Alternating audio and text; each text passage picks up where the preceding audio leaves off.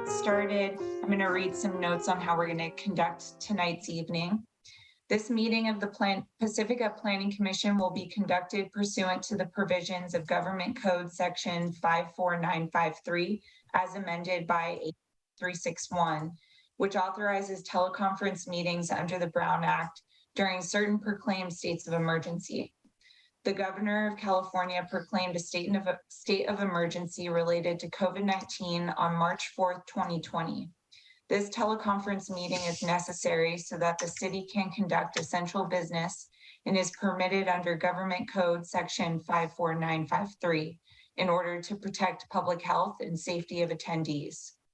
Consistent with Government Code Section 54953, this Planning Commission meeting will be held via teleconference only, and there will be no physical location open to the public.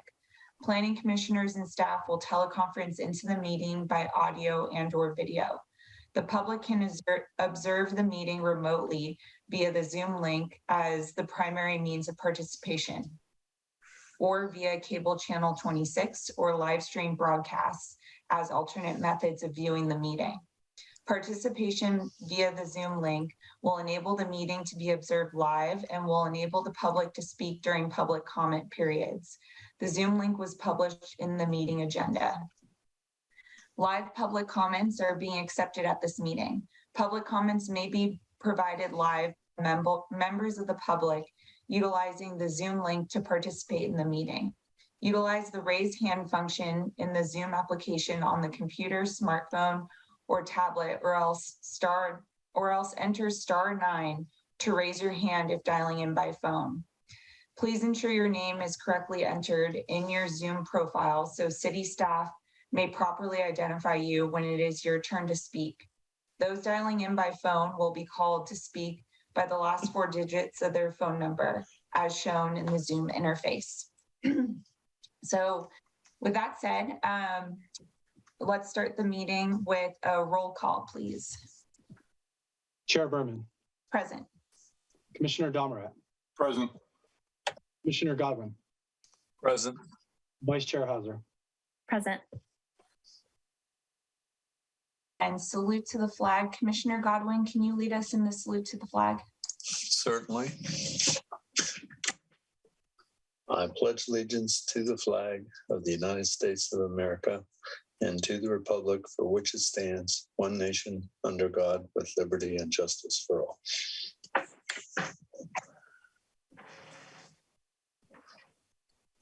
Thank you, Commissioner Godwin. And before we move on to administrative business, I'll ask if there's any public comment on the administrative business that we have on the agenda tonight.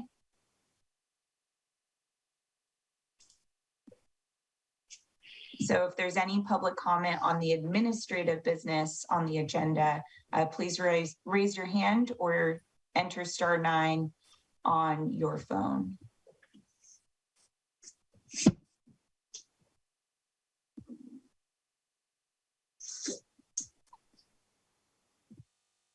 There are no hands raised, Chair Berman. All right, thank you, Christian.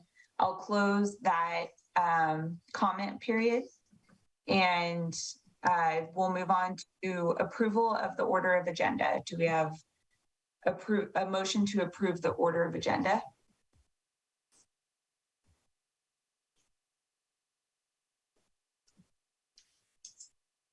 Commissioner Godwin. I move we approve the agenda as written.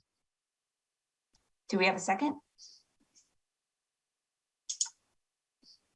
Commissioner Domerat. I'll second the motion. Can we have a vote, please? Chair Berman. Yes. Commissioner Domerat. Yes. Commissioner Godwin. Yes. Vice Chair Hauser. Yes. The motion passes unanimously, 4 in favor, none opposed. All right, thank you. Approval of minutes, it looks like we have none.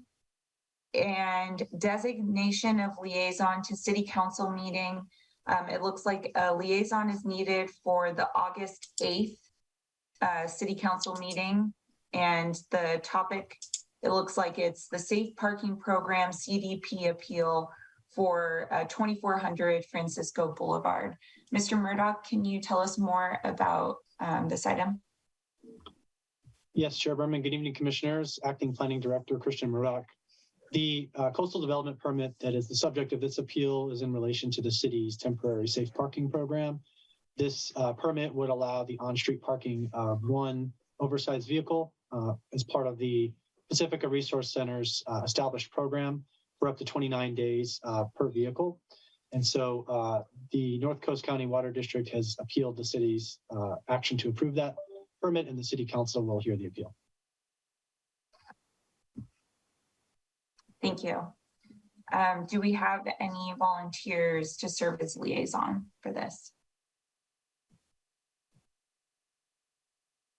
Commissioner Domrat, I think you may have a leftover hand from your second. Okay, thanks. I lowered it. I was not volunteering. You could have got me though. You just said, okay, Mr. Domrat, you're the one. No, I was watching it.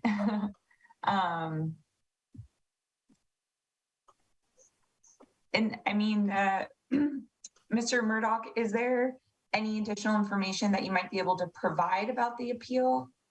Perhaps if there's some pointed information might help the commissioners. Well, there were a number of bases for appeal stated. Among them, suggestions that the City Council should consider alternative locations for the parking space. Beyond that, I think I'd rather just let the appeal speak for itself and let the commission deal with that with the liaison. Sure. And I want to acknowledge that Commissioner Wright has joined the meeting. Hi, Commissioner Wright.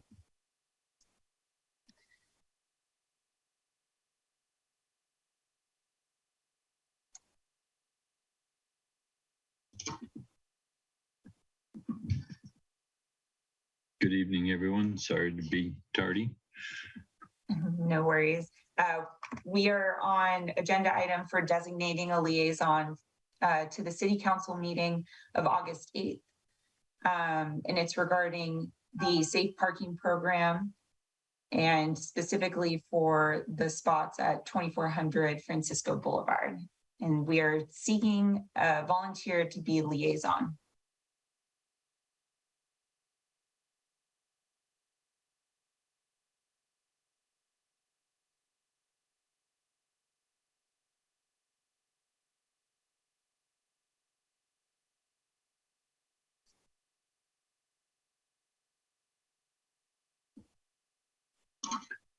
What was the date of that? August 8th, you said? Yes. And what do those duties entail?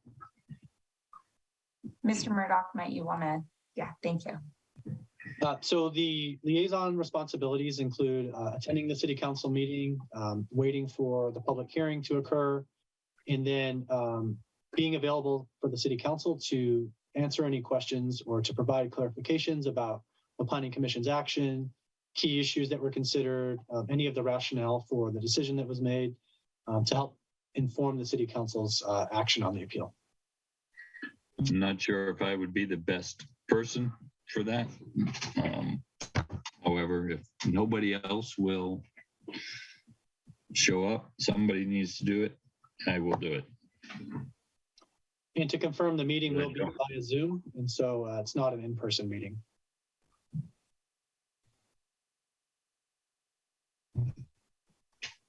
Well, Commissioner Wright, thank you for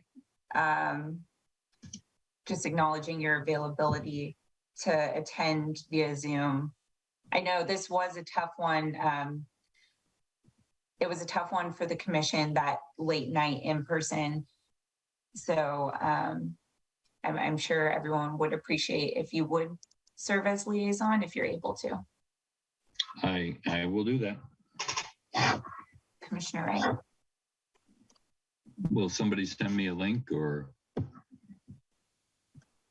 Yes, Commissioner Wright. Once the City Council agenda packet has been published, I will forward that link to you for your information and preparation.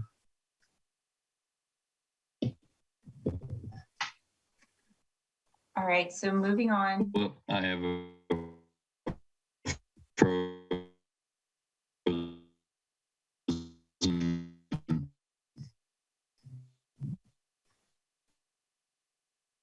Sorry, Commissioner Wright, we lost you for a little bit. Can you repeat yourself?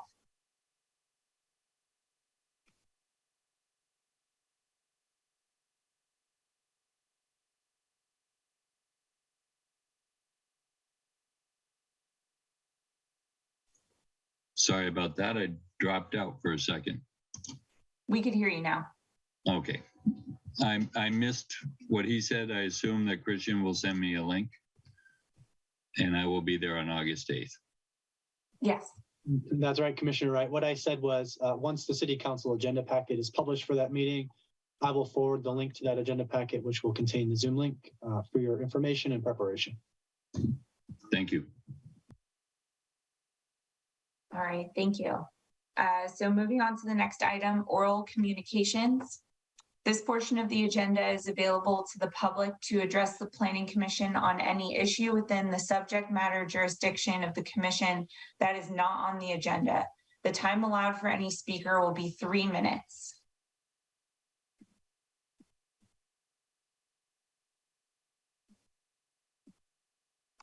Chair, there's one hand raised. I will get the timer set up and then call on the speaker. Thank you.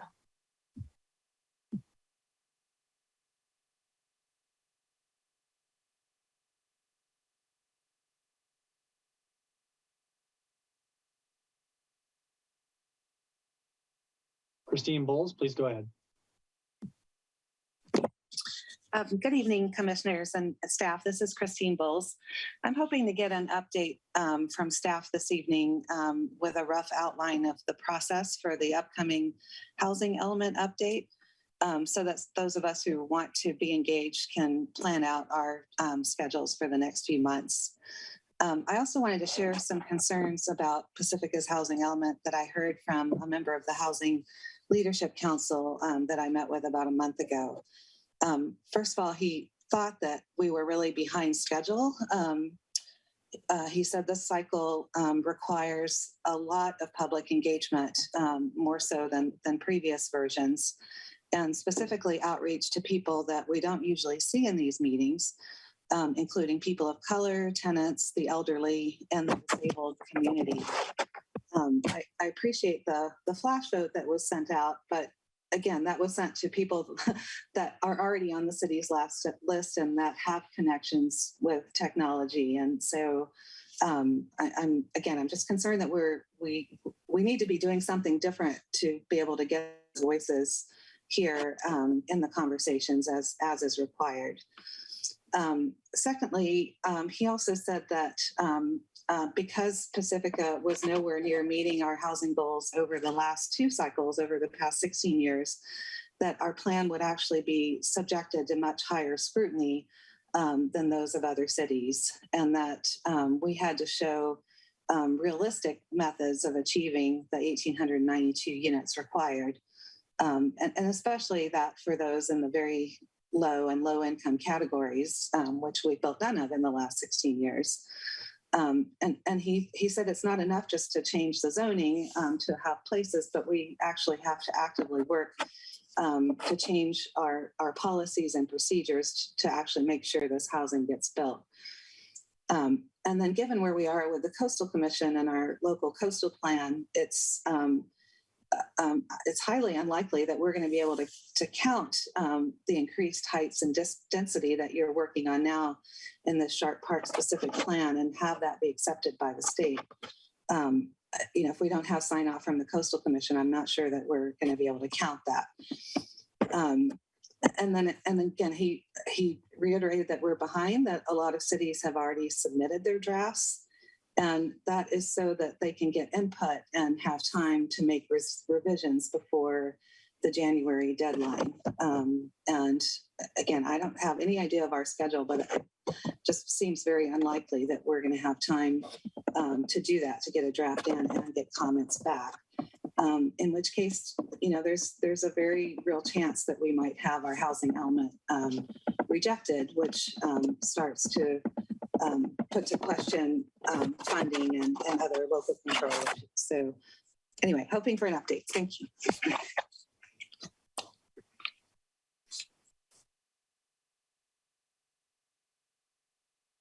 There are no other hands raised, Chair Berman. Thank you, Mr. Murdoch. I'll close the public or oral communications period. And now that it's back to the commission, Mr. Murdoch, do you mind kind of giving a rough summary on what the process ahead will be for the housing element? Sure, Chair Berman. So it's a timely question by the public commenter. The City Council on August 8th will actually discuss the community engagement strategy and the big picture plan ahead for the housing element update. So what I would suggest is to stay tuned.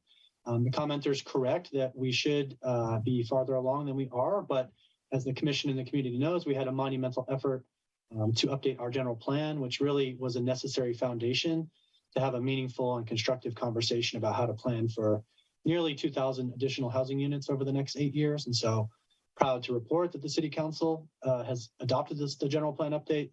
Now we can shift gears and really begin a concerted effort to update the general plan. The housing element, rather, not the general plan. Thank you, Mr. Murdoch. All right, moving on to consent items. It looks like we have none. So next up, continued public hearings. So our continued public hearing is consideration of Sharp Park specific plan and recommendation to City Council, recommended CEQA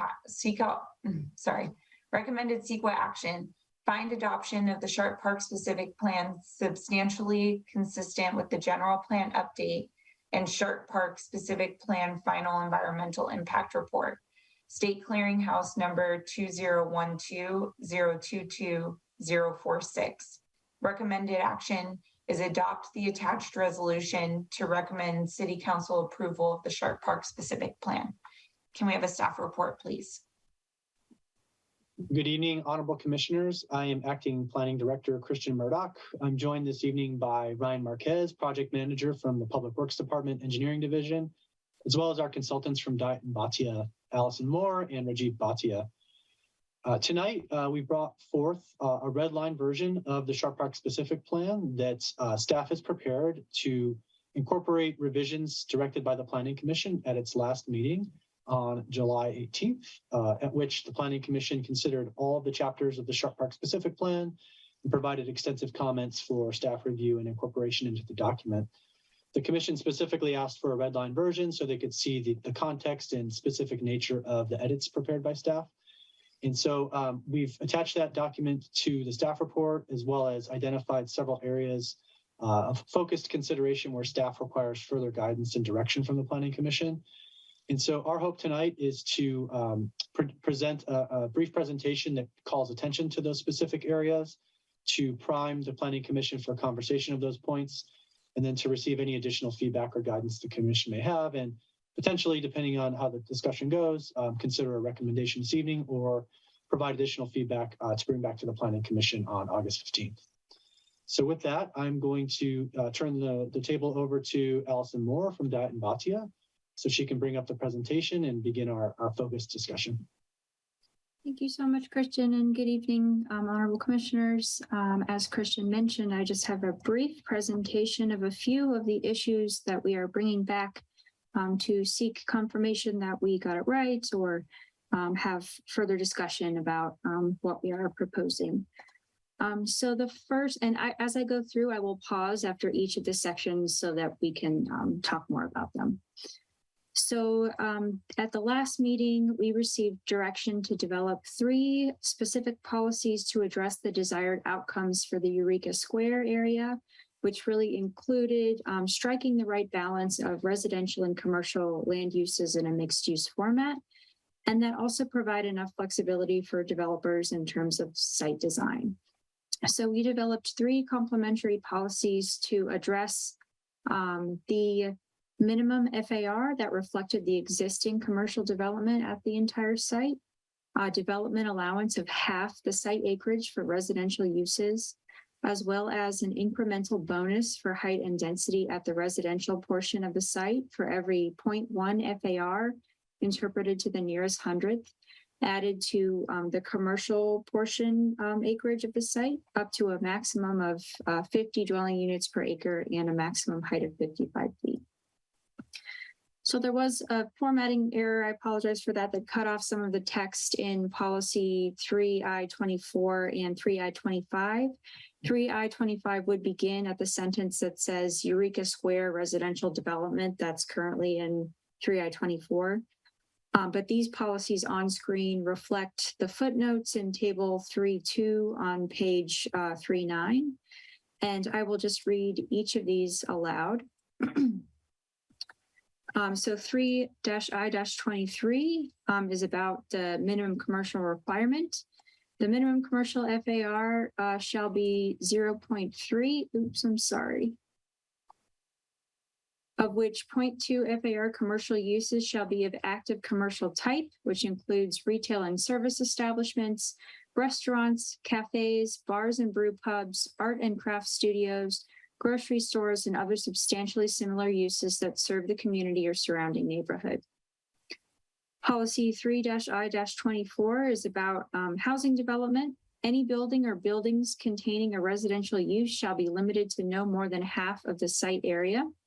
Maximum residential density as applied to the portion of the site with residential uses shall be 30 units per acre, except that an additional 10 units per acre shall be permitted for every 0.1 increase in commercial FAR for the commercial portion of the site, interpolated to the nearest hundredth, up to a maximum density of 50 units per acre.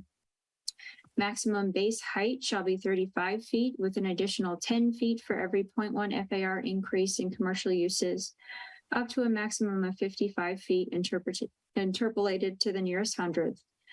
Projects that contain 100% affordable housing are eligible for these FAR and height increases without provision of the additional commercial FAR beyond 0.3. And then the final policy, Eureka Square residential development oversight. The city may permit residential uses on more than half of the site area, provided overall densities are not exceeded and subject to discretionary design review and approval by the Planning Commission. The Planning Commission may allow variations in maximum height within the overall 55 feet maximum. So with this, with these three policies, staff is seeking verification that these policies adequately capture the intent expressed at the last meeting. So I'll pause there.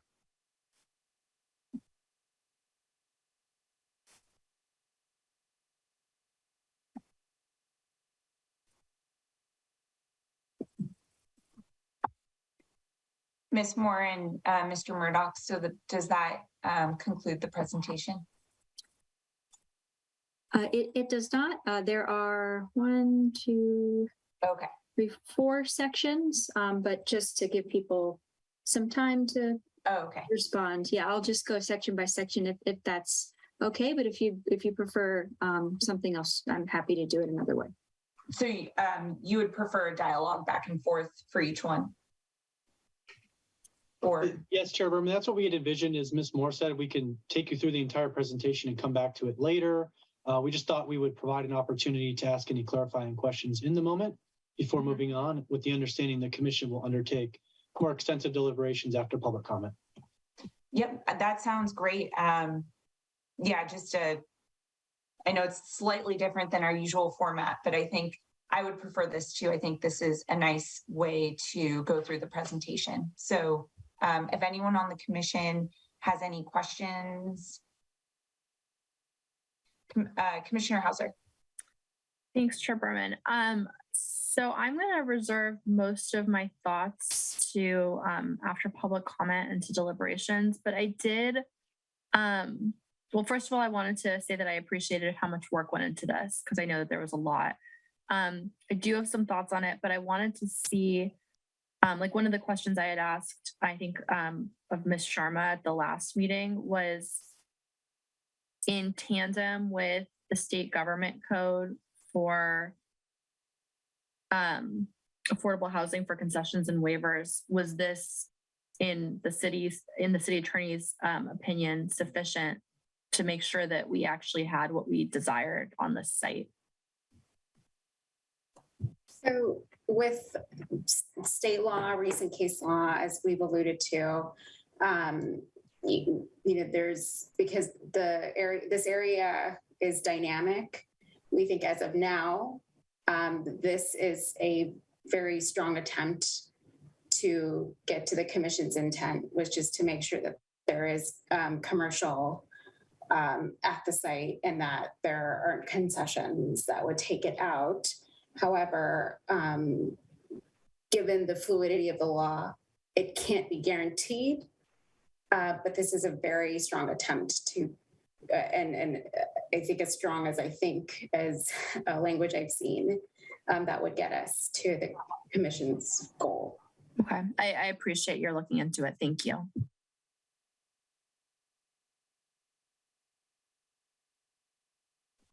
Any other initial questions?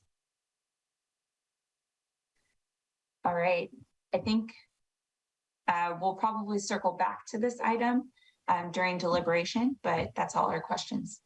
Okay, I will continue on. Our next area for your attention concerns frontage and build-to lines along Palmetto Avenue. So policies and our guiding principles in the specific plan aim to establish a pedestrian and bicyclist-friendly active streetscape along Palmetto. We heard direction to establish a certain percentage of the frontage that meets a build-to line to create that strong street frontage. But what complicates this matter a little bit is the fact that many parcels in Sharp Park are narrow, 25 to 50 feet, and do not have any other frontage than Palmetto. And the current zoning requirements require a two-way driveway of 20 feet. And in order to meet that, that requires a lot width of 67 feet, which is, larger than the 50. And it's not possible to meet that 70% that we are recommending here. So these narrow sites are unlikely to be able to meet both this frontage requirement and parking requirements as outlined in table 4.4, even while there are exceptions for development without another frontage aside from Palmetto. I did want to note that sites with less than 2,000 square feet of commercial development may qualify for a parking reduction at discretion of the Planning Commission. But in terms of potential solutions or options to address the fact that we want a strong street frontage, aiming for 70%, though we can talk more about that later. How should these smaller lots be addressing driveways and parking? And so our options are payment of an in lieu parking fee for sites that cannot accommodate off-street parking consistent with the policies of the specific plan, exemption of off-street parking requirements from such sites, or accept driveways on such sites and provide an express exemption to the 70% building frontage requirement. So I will pause there for any questions. Does anyone on the commission have any questions on this item? Chair Berman, while commissioners might be formulating questions, I did want to clarify one point in the staff report as well, that the zoning standard for the 20-foot driveway width, it reflects a current zoning standard, so the zoning standard could be changed in the future, and the Sharp Park specific plan could provide support for narrower minimum driveway widths. The staff report also indicated that while it may be possible to construct one-way driveways where cars pull in and back out into the street and avail themselves of a stacked parking configuration. However, I think staff's assessment on balance is that the disruption to the streetscape probably is not beneficial for purposes of pedestrian and bicyclist safety for the incremental amount of parking that might be added from a parking stacker. And so we would recommend, perhaps one of the other options, either an exemption, encouraging payment of the fees, or some combination of that. One other option potentially is to encourage and support a reduced fee for such small sites. They perhaps are the least likely to be able to shoulder the full cost of an in lieu parking space, given the minimum amount of overall development that would result from their relatively small lot sizes. And so it's a very difficult planning issue to consider in a lot of interrelated parts, but there are a number of options to at least provide some policy response, depending where the commission finds the best balance rests. Thank you, Mr. Murdoch. Commissioner Godwin. Yeah, I just wanted to ask Allison, what does typically do other cities and towns do when confronted by a similar problem in her experience? Yeah, I'll call on my colleague, Rajiv Bhatia, who has significant planning experience in other cities, and maybe he can help us. Hi, good evening, commissioners. Well, there isn't an easy solution, but typically we would look to encourage parcels to consolidate. That's what we would do, so that the driveways, you would still need the same exact one driveway, whether the parcel is wider or less wide. So that's what we would do. It's the same strategy that we deployed for San Bruno downtown, I believe, and we did push some sites out there to consolidate, but there isn't an easy answer otherwise yet to this, as Christian said. So to make sure I understand your answer, so you're requesting that there's one driveway for multiple parcels and they share that driveway is what's a typical resolution to this issue? Well, typically you would expect the lots to merge together, but if not, I'm not sure how Christian feels about driveways that may be common to two properties. They can get a little difficult to manage, especially if for surface parking, those would work out fine. But if the parking is structured or is below buildings, I'm just not sure how that would work, yeah. Christian, do you have any take on that? Shared driveways between properties? Right. I need to find the specific section. I think we've included some support in the specific plan for shared common driveways in hopes of taking a step towards addressing this particular issue where one driveway could serve more than one building. Perhaps it could be half on one property, half on the other, for example. Allow them both to more easily comply with the active and build to line frontage requirements while also minimizing the number of driveways disrupting the streetscape. As Mr. Bhatia mentioned, there are challenges associated with the management of such common arrangements, but compared to the alternatives, it's probably better off trying to manage those through mutual maintenance obligations and access obligations and so forth. Those kinds of details would really need to be worked out on a project by project basis, but it's important to ensure the specific plan provides the policy support for that if that's a suitable arrangement in the opinion of the commission. I know that's attractive to me, though I've not run any of these construction projects, so I don't know how practical it is. So thanks. Commissioner Domrat. A little clarification from Mr. Murdoch. You mentioned the words very quickly, stacked parking. I'm assuming what you mean by that is like a hydraulic lift type of system that then a car can pull up, it's lifted, and then another one can come underneath. So in the same space, you can get two cars. Is that what you mean by the stacked parking? Yeah, some sort of mechanical parking lift. I can't say that they're all hydraulic operated, but yes, some sort of mechanical system where you pull in one vehicle at ground level and then the machine stacks them in a vertical or horizontal configuration. So more than one vehicle can park in the same ground area, if you will. Would there be any incentive where appropriate by the city to do that? In other words, maybe some reduction in property tax by 0.01% or something that then would make it attractive, because those are not going to be inexpensive systems. I saw one when I was in Seattle. In fact, my daughter's parking spot, she has two parking spots and it's a stacked parking. So, one car goes in, you lift it, and it's hydraulic, but it doesn't look to be an inexpensive kind of thing. It's going to be, so I don't know if that's a solution. Maybe there's something the city can do to help offset some of the cost of that kind of solution. Right. That's a funding strategy, for instance, the city could consider. It's not one that we've evaluated to date.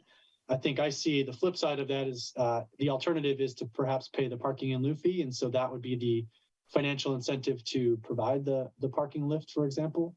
So there are different ways to look at it. We haven't specifically looked at other types of financial incentives.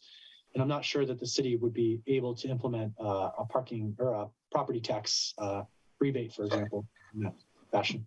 Great. Thank you. Commissioner Godwin. Yeah, just to answer Commissioner Dunrat's question a little bit, the bulk of the ones I've seen were hydraulic, and the one we've approved in Pacifica, the applicant proposed a hydraulic system. So I think they're the vast bulk of the market.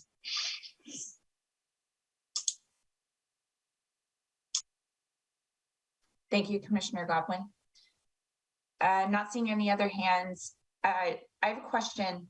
So out of the options A, B, and C, I don't believe a shared, like an adjacent lot shared parking option is presented in front of us. Now, Mr. Murdoch, you mentioned that there is language already in the specific plan that maybe lightly points to that being an option.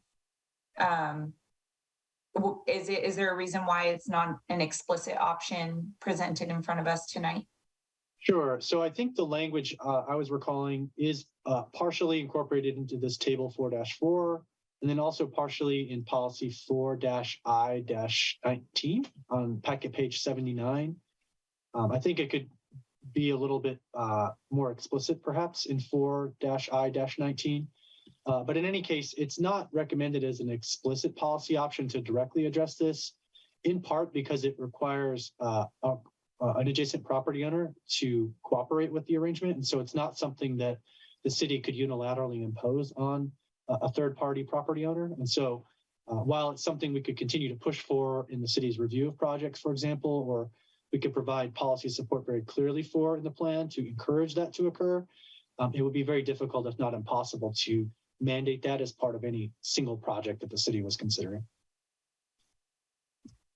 Thank you. Any other questions on this item? And then we'll save our deliberation for after the presentation.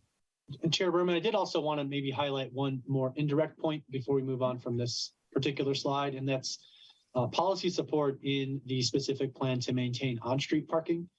And so it's not always that we realize, the provision of off-street parking in very compressed or condensed spaces like the Palmetto area results in the loss of on-street parking. And so it's a trade-off. Again, it's a balancing of policy interests that the commission needs to consider. Providing a driveway in the adjacent maneuvering space on either side of that, you could easily lose 1 to 2 on-street parking spaces. And that's really not beneficial to the neighborhood overall, unless you're at least having a net increase in parking spaces in the off-street facility. And on some of these very small sites, that's difficult to imagine being the case. Thank you. All right, I think we might be ready to move on. Okay. Give me 1 second. I'm going to reshare because this is acting a little funky.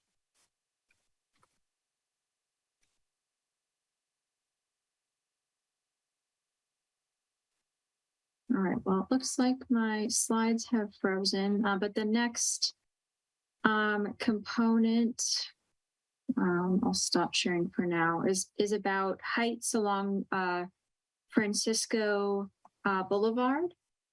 So the intent of raising heights to 55 feet along Francisco was to increase visibility from Highway 1.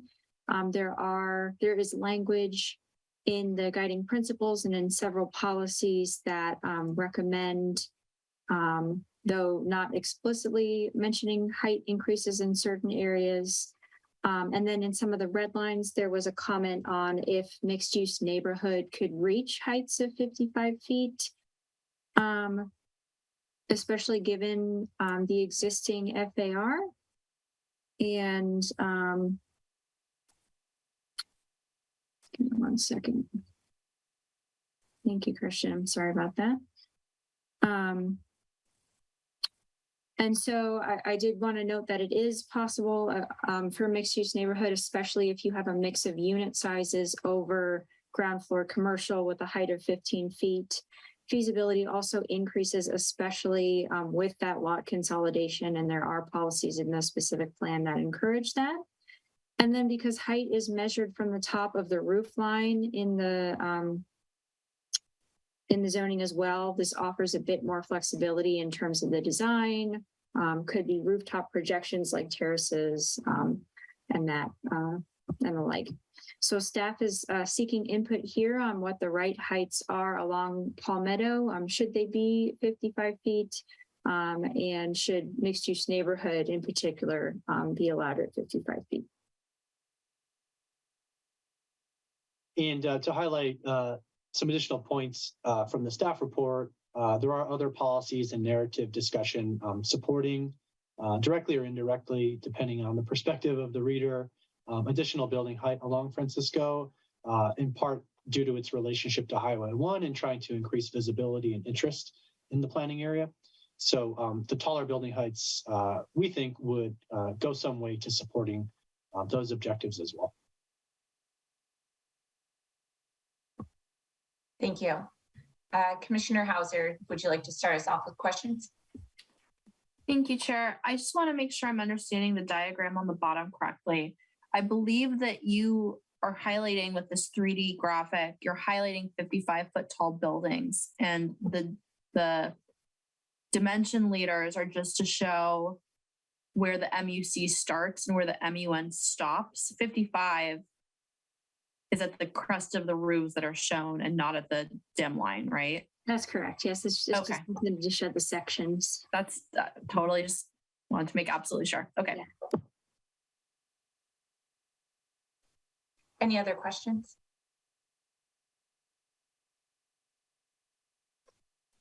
All right, I think we can move. Okay. And then the last section for discussion tonight is the bikeway recommendations. There were a few ideas and recommendations for additional bikeways, several that we have accounted for and will add with your recommendation, including a class 3B on San Jose and Santa Rosa that we'll add to this map. But there were two that we looked into that did present some challenges. So the first was a recommendation for a class 1 facility on Beach. So as it exists now, it's currently designated a trail. It doesn't quite meet the requirements for a class 1 facility. And while promenade configuration could accommodate a class 1 in the future, its redesign is dependent on the Beach Boulevard Infrastructure Resiliency Project, and the design and configuration of that project is unknown at this time. And then there was another recommendation to connect Clarendon to Lakeside down to the south there with a class 4 facility. And we checked in with the city engineer on whether or not this would be feasible. And there is currently not enough right of way to accommodate a class 4.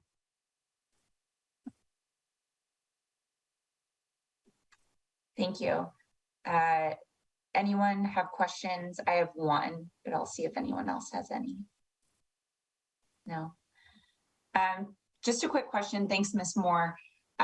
You actually already answered a question that I had when I reviewed the red line document, but it kind of spurred another question.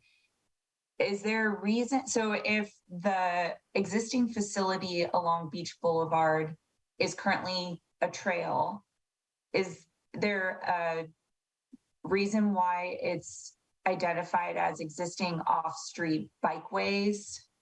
I don't know, it just seems a little counterintuitive. Because then when you think bikeway, then you go to the section in the Sharp Park specific plan, which describes class 1 through 4. Sure. I think the intent was just to show where bicycles could be used, but to provide more clarity, we could just show a separate line and in the legend delineate that as a trail on the map.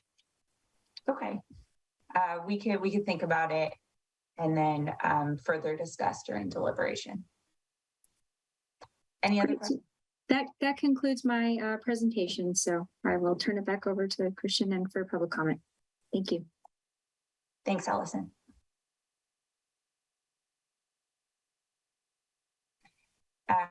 Christian, Thank you. Yeah, I don't have any further comments right now. We are available to answer any further questions. We certainly didn't mean to curtail discussion of any of the red lines that were prepared, but these are the key points where we needed further input from the Planning Commission in order to try to finalize the revisions to the document. So thank you.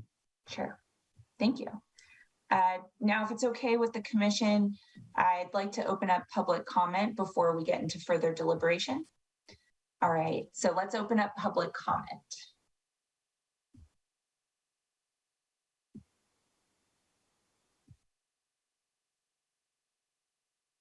All right, there is one hand raised. I will get the timer set up and then we will begin.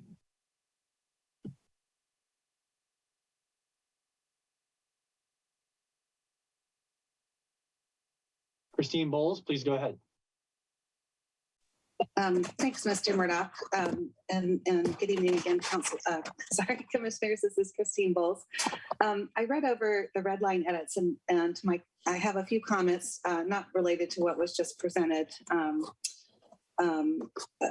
So one is the Sharp Park specific plan has a lot of photos of our lovely historic buildings, especially the ones at Palmetto near San Jose. Which are now 731 designs intertwine in the Royal B. In my opinion, architecturally, these are treasures, and their outdoor spaces have really become very well used by our community as artist pop-ups over the last 2 years.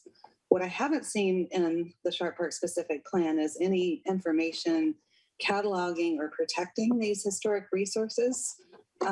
Just the opposite, these particular sites are identified as opportunity sites, which seem to promote demolition of these buildings to increase density. I just want to confirm that that is indeed your intention, and I hope it's not. I recently met with some of the merchants in Sharp Park, most of whom unfortunately were not really aware that this plan had been completed and that public meetings were happening. They shared a few concerns with me about traffic in particular. Vehicles really drive very quickly down Palmetto, and so I'm just wondering if any traffic and additional traffic calming measures are perhaps being considered or could be considered. And specifically, the intersection of San Jose and Palmetto has had a lot of vehicle collisions, and I don't know if that is being tracked, if we can look at, visibility, signage, so forth, and better traffic controls there. I also noted a few errors in the current draft. Packet page 109 refers to the CIP and has the dates of 2021 to 2016. I'm assuming that should be 2026. Packet page 133 refers to a draft coastal regional settlement plan from 2015. We had this conversation as part of the general plan update. This particular document was finalized and it's no longer a draft, so that should be corrected. And then it also refers to the 2018 sea level rise vulnerability assessment, but this document is a draft and was never finalized or adopted by the council. So I think that should be corrected. And then I see language was added about the Beach Boulevard Infrastructure Resiliency Project. And I'm really concerned because right now the designs are for a 5-foot high seawall, which block coastal views from that area. So that is conflicting with some of the information in the Sharp Park specific plan now. And we may want to add language about protecting what's important as part of that project. Thank you.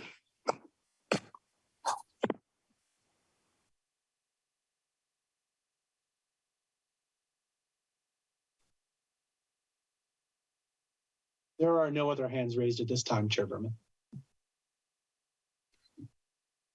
Oh, I see. It looks like one just popped up. Right. Chris, please go ahead.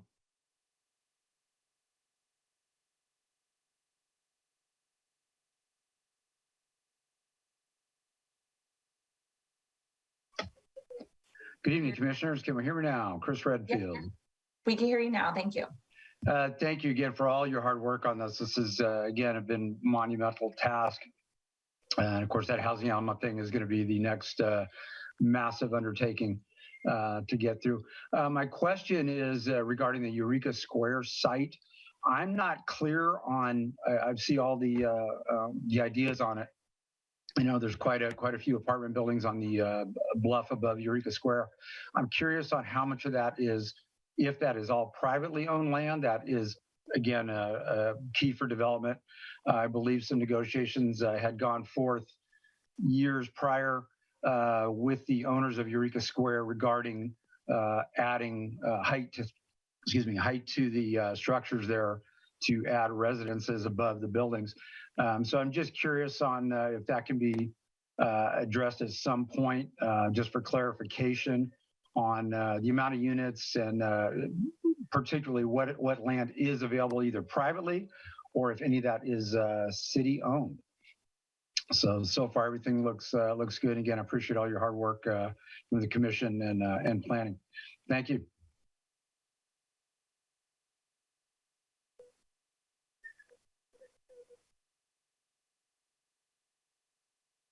There are no other hands raised, Chair. And as I say that, one hand goes up. So Rabin and Ron, please go ahead.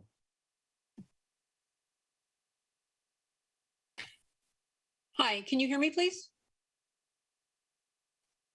Can you hear me? Yes, we can. Oh, good. Thank you. Hi, this is Robin Reneals. I'm resident of West Shore Park for, I don't know, many, many years. I just wanted to address a couple of things that you mentioned tonight, and I don't have a lot of sophistication in wording it to you, so I apologize. But the parking lot issue, I just wanted to mention one thing is that having participated in many of the charrettes and things along Palmetto for the area, including Westpac, one of the ideas, of course, and I'm sure you're aware, is that we were designing the old sewer plant site or hoping that it would develop into an anchor site. One of the things that that was within the plan and strongly advocated for was the development of some underground or on at ground parking so that parts of the project would be elevated enough to accommodate enough parking for the area if there were issues with parking in this area due to development. But also I feel like it might also help address the concerns over something being built there and potential for sea level rise. The other thing is the building heights that you were talking about, the schematic that you were providing with the orange outlines for the building height, that looked like that would be acceptable for Francisco Boulevard. I wasn't quite following what you were saying for the potential along Palmetto, but I did want to say that I feel that the consultant was advocating for varying designs of the roof line and angles and steps of the roof, which would break up the mass of the top of a building. And I strongly encourage that into going into the design process and helping to minimize those effects, especially for anything that is built along Palmetto and is higher. I don't necessarily think 55 is right, maybe 45, but again, you know, it's the design and how it would accommodate the need for, which I feel is very important for the area, additional housing. With that said, a commenter did talk about the seawall and the height of the seawall. Well, the seawall needs to be built in such a way that it helps protect the neighborhood so that we even have a future for any of these projects. So, and I'll tell you right now that there are any number of these property owners along Beach Boulevard would gladly give up 5 feet of their view of the ocean, which they would still be able to see over the seawall, which will be an elevated promenade as it is now. And everybody walking along it would still be able to have those views of the ocean also. But I'll tell you, those property owners on Beach Boulevard would gladly give up a few feet of the vision from the first floor in order to save their properties and the entire neighborhood. And I live a block and a half off of that. So I'm advocating for all these people out front. So again, thank you for all your work. The consultant was amazing on this project, and I do appreciate everyone involved. Thank you.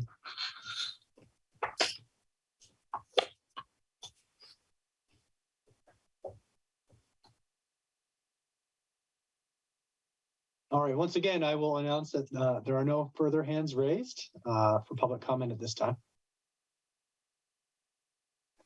Thank you, Mr. Murdoch. I'll close the public comment period. Thank you, everyone, for your comments. And I'll bring it back to the commission. So similar to how we've conducted previous meetings on the Sharp Park specific plan or the general plan / EIR, I'd like to start with general questions, and then we can go through perhaps the red line version of the plan that we received this week, chapter by chapter. I imagine it won't have to be as long as our previous chronological meetings, chapter by chapter, but that's kind of how I envision tonight's meeting. So let's start with just generic questions. I'll open it up to the commission. General questions, comments, etc. Commissioner Domrat. So yeah, I would like to just say for the record that I did review the YouTube video of the last meeting, so I would be prepared for this meeting. And there was a couple of things that I heard that I would like to maybe help clarify. The first one is on sea level rise. That data is a moving target. It changes all the time. We've even found out this spring that a lot of those curves are now accelerating even faster. The latest data for California and for our area came out from the Army Corps of Engineers in a paper that is available online now at the end of 2021. So I think it was November, December when that report came out. For local projects, they're going to depend on the data that the state of California uses. So the state of California's data is even a little bit more conservative than what the federal government uses, than what NOAA put together, than what EPA has. So every new PhD coming to an oceanography school, there's a new sea level rise amount of data. So it's going to be at the time that you're going to develop a project, you want to make sure you can find the most recent data. And for local projects, it's going to be, you're going to have to go to the Coastal Commission or the state's report on what they want you to use for sea level rise. So, and that Corps of Engineers report is available if we wanted to put that or just reference that in a report. The 55 feet still, I'm not warm and fuzzy with that, especially when I look at kind of the map that shows that kind of high density on Beach Boulevard. So, and kind of looking over some of the discussions at Coastal Commission meetings, there's been a big push to reduce as much density as you can in that first block, of the ocean, and increase density as you get away from that. So I don't think there's anything we could do about it now. We have what we have, but I think when the Coastal Commission starts commenting on it, you're going to see a push to reduce the density near the beach, increase your density back further. So it's just something to keep in the back of our minds. And I guess there was some discussion at the last meeting about incorporating the beach area within the boundaries. And there was an explanation why we weren't going to do that. If I can hear what that explanation was again, because my concern is that any kind of structure we build, whether it's a nature-based structure like beach nourishment, revetment, groins, breakwaters, all those will become infrastructure of the city of Pacifica that they're going to have to maintain. So that area is going to have to be included, if not now, later on in the future when those facilities are getting ready to be built. So those are a couple of my just general comments right now. Thank you. Thank you, Commissioner Domrat. Mr. Murdoch, do you mind answering some of those questions? Sure, Chair Berman. So with respect to the building heights along Palmetto Avenue, you'll recall the Commission and the City Council at earlier study sessions have discussed the appropriate building heights. I think they settled at the time on a compromise splitting between northern Palmetto and southern Palmetto. The additional building height, at least in staff's assessment, is important for purposes of trying to generate the densities that are called for in the land use plan while providing the variety of other on-site components like parking potentially, active plazas and open spaces, outdoor seating, et cetera. So every time you take some land area for one of those very valuable components, it makes it more challenging to achieve the densities that we believe are necessary to add vibrancy along the Palmetto corridor. And so admittedly, it's a departure from many years of 35-foot building heights, but we think it's potentially a bold option to try to achieve some of these plan objectives, which include but are not limited to try to increase day-to-day activity and vibrancy at street level by additional residents in the area to help support small businesses at the ground floor. So again, certainly open to further feedback and input from the commission, but that's some of the rationale in relation to the building heights. As it relates to the high density residential designations and the additional height that Commissioner Domrat mentioned, particularly along Beach Boulevard, the plan's not proposing per se to increase the density in those locations. Those land use designations largely reflect what was already in the 1980 local coastal land use plan and the prior general plan. It reflects the existing very dense nature of some of those areas, primarily driven by the relatively small lot sizes. So certainly the commission could consider reductions in those densities, but at this stage in the plan review process, to create that inconsistency with the general plan would create some additional planning challenges, particularly related to no net loss of housing units. So helping understand that by and large, they're not intensifications, and point well taken with respect to increasing intensity and density of development in coastal hazard areas, for example. But that's not the intent of the plan and not overall really what's occurring in those locations. The notable exception is any of those sites that achieve a half acre or greater may be eligible for 30 units per acre, up to 50 units per acre. So that potentially could occur, but probably unlikely given the existing built pattern and condition of that area. And then lastly, in relation to the beach area and the seawall area, probably two primary considerations related to why those weren't drawn into the planning area. One is to try to keep the focus for some of those bigger shoreline protection and coastal armoring related issues in the LCLUP. Those were extensively discussed, and we were trying not to drag the Sharp Park specific plan necessarily into some of those very heated and divisive, ocean or coastal planning issues. So the local coastal land use plan, as approved by the City Council, already has adequate policies that would remain in place, even with the Sharp Park specific plan not including those areas. So it allows the commission to focus on the more inland areas and all of the supporting land uses that would benefit from the protection, but without getting expressly involved in the messy policymaking, if you will, that really was a feature of the local coastal land use plan process. And then additionally, somewhat different between the northern and southern extents of the seawall, north and south of the pier. But many of those areas are not going to be in the city's permit jurisdiction anyways, given where the mean high tide line is. And so we could have wonderful, land use planning policies or other types of policies all day long, but without the city's ability to actually review and approve permits for many of those areas, it's probably not the best place to spend a lot of time focusing attention and energy when the city would be unable to implement them directly anyways. So that's some of the thought process, not suggesting necessarily it's right or wrong, but those are the rationales on those variety of policy issues.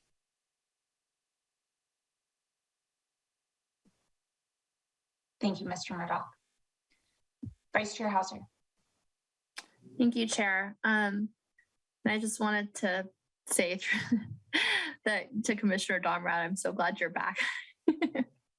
we really appreciate the expertise that you have.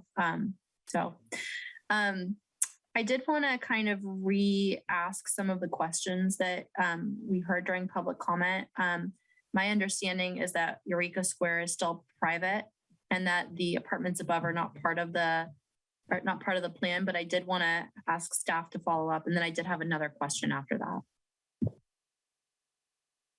Thank you, Vice Chair Hauser. So there's sort of an intermingling of issues there. So all of that area is private property, which I think was one component of the question. There are some undeveloped slope areas, which to my knowledge are largely on the uphill apartment properties and primarily not on the Eureka Square property, but I can't say that definitively right now. In any case, they're very likely not suitable for development, so I don't think there's any real additional development potential there. Certainly based on the policies that the commission's discussion, the Sharp Park specific plan, slopes greater than 35%, for example, would not be suitable development sites. Similarly, the general plan contains policies in that same vein.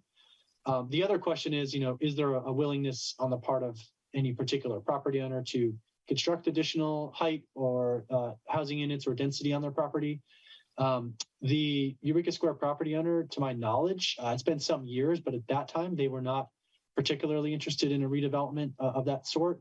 And as we know, they've since undertaken a comprehensive and extensive renovation of the center based on its current set of land uses and building form factor. So very likely we're a number of years away from that site undertaking another redevelopment unless ownership changes or some other underlying fundamental assumption changes. Otherwise, many of those apartments that were discussed behind Eureka Square are included in the planning area. In large part, that was to bring in sufficient density and residential population to make it an appropriate candidate, the planning area that is, for a priority development area. And so those areas, including a number of apartments off of Talbot Avenue that are visible from Eureka Square, are included in the planning area. Thank you for that clarification, Mr. Murdoch. The other thing that I heard brought up, which I really agree with, is the kind of I'm going to say historic nature without knowing if it's actually historic, but like the historic feel of where, the knitting store intertwine and the art studio are. And, as I was hearing that public comment, I was frantically looking through my title software to see if the dates that those structures were built was available, to no avail. And so I wanted staff's, opinion, and I understand maybe this is something we can come back to as we get to the appropriate chapter 3, 5, whichever it is. But how do we get things that we want, like vibrant mixed use and housing for all? How do we get those things, achieve those things, and also protect the feel and the structures of those properties and other properties that similarly have that feel? Those are the most notable. I can't think of any off the top of my head that kind of also fall into that category, but I would just love some insight into your thoughts. Sure, those are great questions, Vice Chair Hauser. I think there's more than one issue at play. I don't offhand know the year built for those buildings. I'm not aware that they were identified as historic resources in a formal sense. With that said, I'll get to that in a moment. It's also important to note those buildings are not currently designated as local landmarks, and they're not on any state or federal historic resource listing.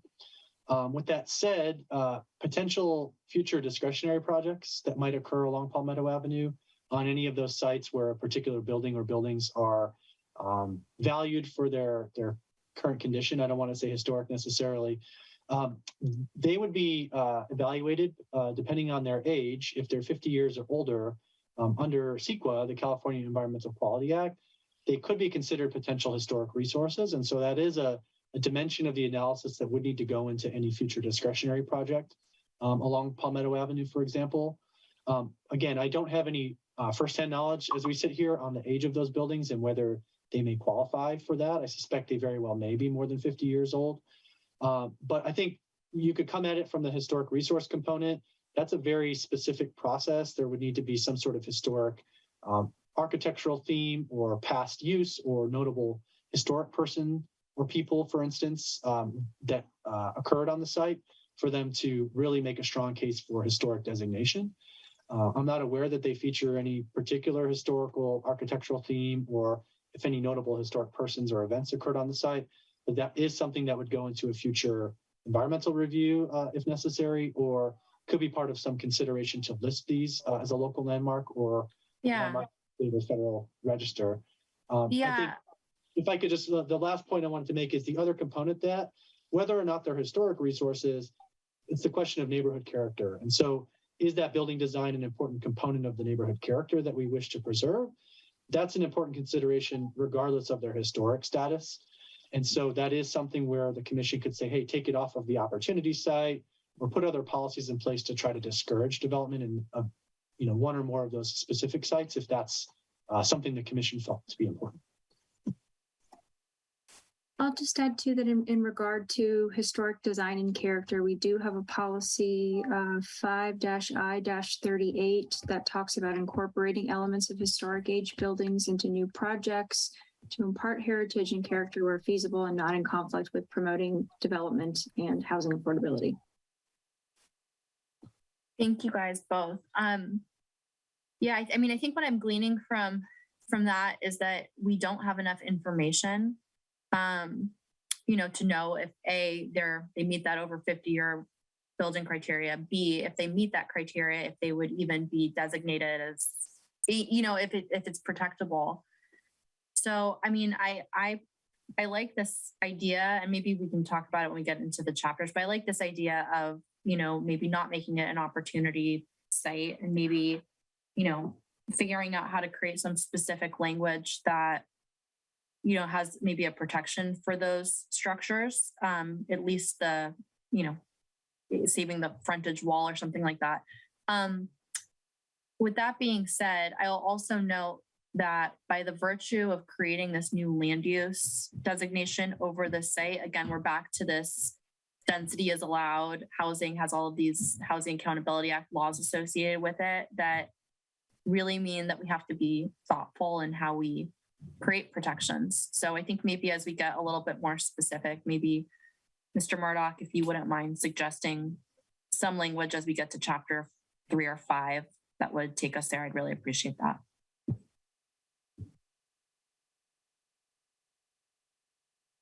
Thank you, Vice Chair Hauser. I also recalled when the commenter mentioned the buildings that are just north of San Jose Avenue. Several years ago, when we were reviewing the existing plan for the Sharp Park specific plan, I think this was an item that the commission brought up as well, because the Royal Bee Company site, it wasn't Royal Bee at that time, but that was identified as an opportunity site that's currently underutilized. Well, I think we asked the question, and I don't quite recall staff's answer to it, Mr. Murdoch. I don't know if you remember the discussion or not, but it was, I think the comfort level of the commission at that time was that it's not necessarily pointing for redevelopment there. It's just based on the way that the opportunity sites were calculated, it kind of fell in that category. Mr. Murdoch, do you mind reminding me of that discussion, if you remember? I don't remember much about it at this point in time, but I do remember a discussion where we were explaining the valuation ratio methodology that was used to identify these sites. And Ms. Moore can speak more about it, but it's a pretty simple calculation that doesn't predict redevelopment necessarily, but it suggests sites that might be ripe for redevelopment, given the low valuation of the buildings relative to the land value, that could support higher economic use of a redeveloped building, for example, on a property. So there is some fine tuning of that for a particular site where you may not want to encourage redevelopment. You may want to take it out so it's not highlighted, but the assessed valuation ratio would remain, right? And whatever other incentives for economic, reuse or more beneficial use would remain, unless other policies were available to help minimize those impacts. With respect to those sites in particular, I think there are a number of policy options the commission could consider. We can get more into them later. The good news is those sites are relatively deep in comparison to the buildings that are constructed on them. And so there is conceivably a way to keep most of the charming character of those buildings and interior functionality while incorporating some, more intensive use that might otherwise be better aligned with the Sharp Park specific plan's policies for Palmetto along, give or take the rear half of the site, so that you can sort of maintain the more historic classic scale and charm of those buildings with the beachside cottage sort of feel, but also still achieve many of the policy outcomes. And so that's probably a site-specific policy that would need some further discussion, but I think there are some options to consider. Thank you, Mr. Murdoch. I think I agree with Vice Chair Hauser's requests for potentially some additional language or policy around that. Another question related to this topic, Ms. Moore, you mentioned you read out one of the policies that we have in the document, and I think it's stated historic aged buildings. Just for someone that's not as knowledgeable, what is historic age? Like, is there like an age limit? Is it like 100 years or? I think Christian had mentioned when projects become age eligible, and I think that was the intent of that policy. But I also did want to point to, Rajiv, did you have something to add before I?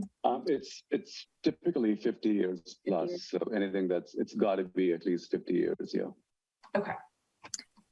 And then in terms of language that we could borrow from, I was just looking at the general plan policies, and we do include one COI 65, the Historic Preservation Ordinance, that talks about continuing to evaluate projects that may be developing for their historical significance and preservation value using the criteria that's in the current Historic Preservation Ordinance.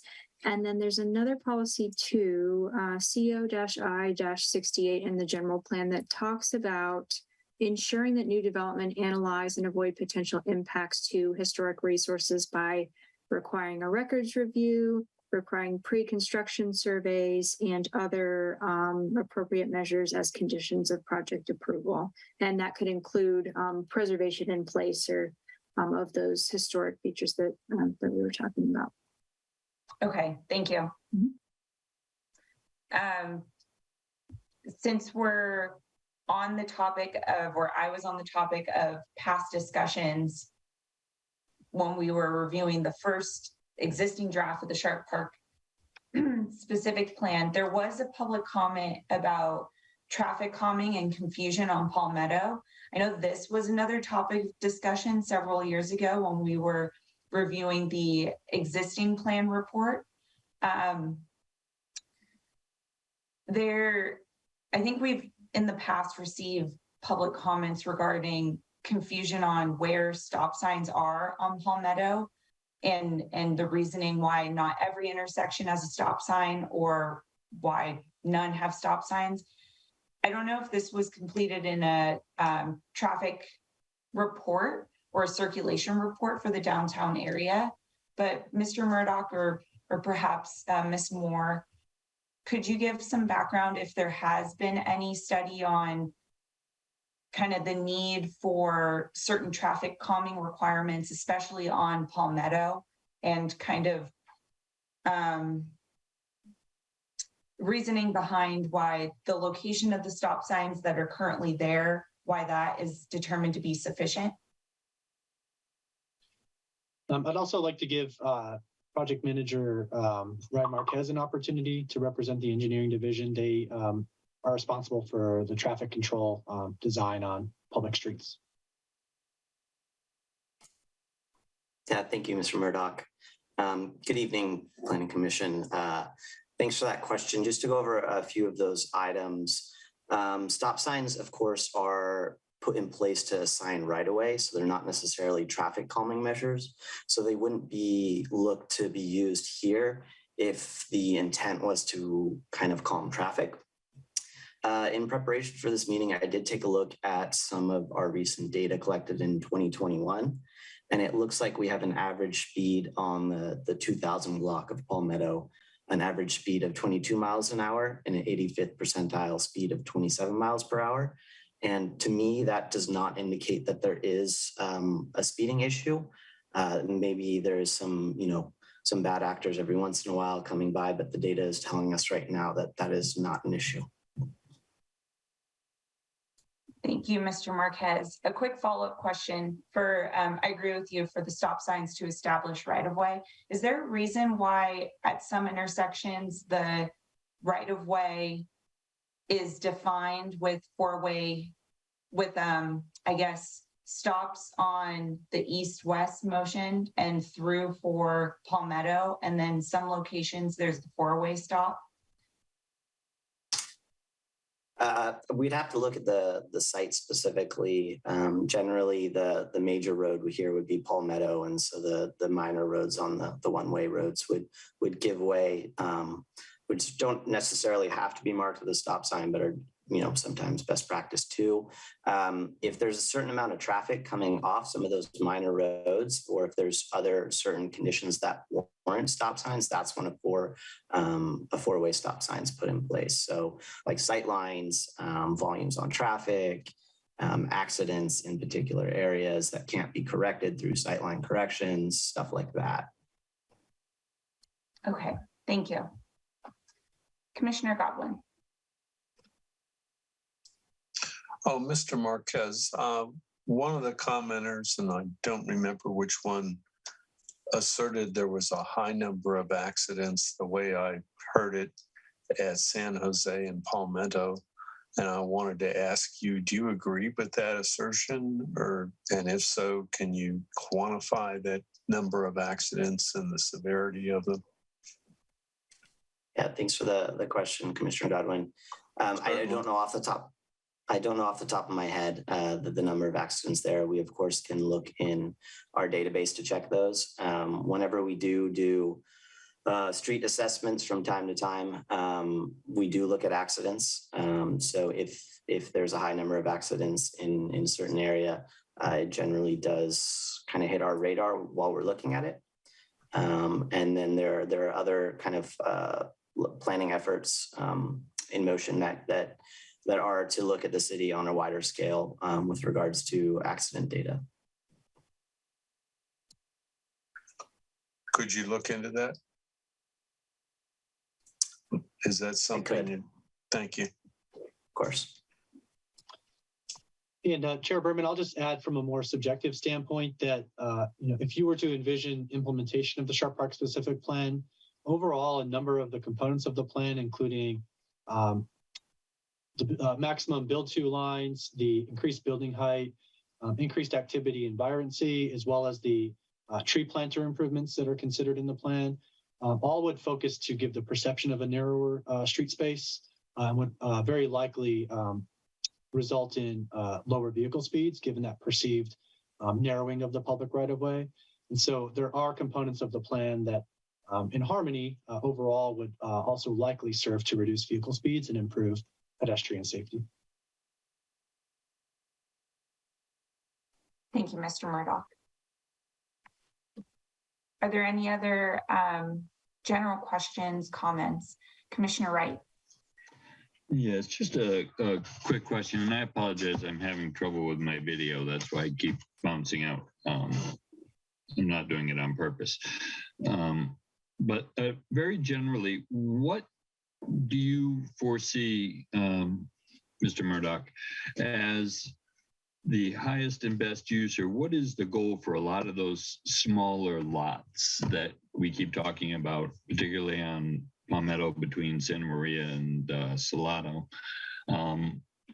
What is your vision of what this plan is trying to get those to become?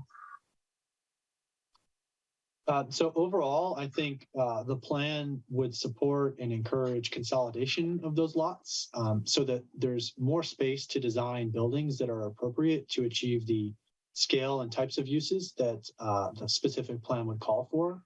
And that would also, through the lot consolidation, provide additional transportation options to try to get driveways off of Palmetto Avenue so that those interrupted building frontages and additional driveways where vehicles are coming in and out could be eliminated and redirected to the secondary streets to try to improve pedestrian safety and convenience and the welcoming nature of the pedestrian streetscape. That would result or at least enable then the redesign of those buildings with higher heights and more density, but while also preserving the pedestrian scale at street level. And that's really at the heart of the various design guidelines that are in the specific plan. And so I think re-envisioning some of those very small lot patterns to a more consolidated, larger footprint for the lots to provide greater flexibility in site planning and building design would be the key takeaway. And that, by extension, then allowing larger and more vibrant ground floor commercial spaces that activate the street level. Thank you.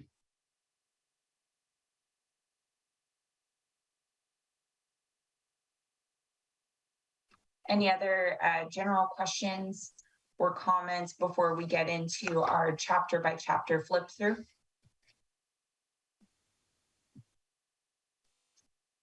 All right, not seeing any hands. So going through the red line version that we received, chapter 1, does anyone have any items that they'd like to discuss or questions? Commissioner Hauser.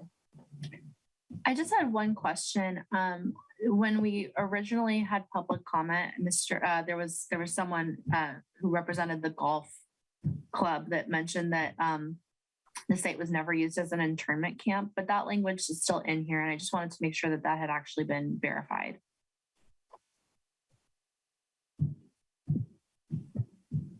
So it's possible we may have missed a reference to it, but we had intended to correct that language and clarify the portions of the Sharp Park property that had been used for that purpose. It's also entirely possible that I misread it. So it's kind of hard with the red lines, but it does read the area to the east of the current golf course, roughly where the San Francisco Archer Range still stands, served as a state relief camp, ... During World War II, the relief camp area also served as an internment camp. So it was the area east of the current golf course at that. Got it. Yeah. Got it. Okay, I just misunderstood. That's all I had on chapter 1. Anyone else on chapter 1? All right, not seeing any hands. Let's move on to chapter 2. Questions, comments, deliberation?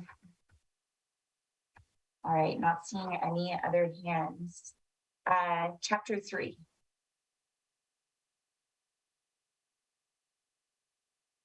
Any questions, comments? Commissioner Hauser. Thank you, Chair.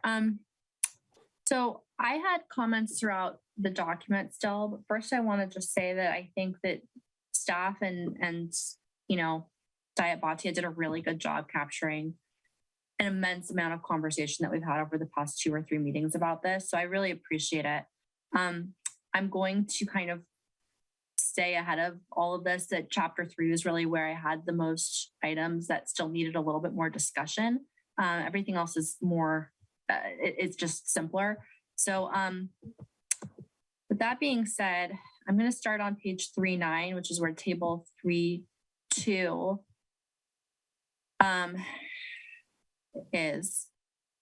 And in that table 3.2, I think what we should do for MUC is to list the same way we do with MUN in the density range, where we say 16 to 26, and then we say it's 30 dwelling units per acre with footnote 3. I think for MUC on non-residential intensity, we should say 0.2 to 2.5, and then list 0.3 underneath that with a footnote 5.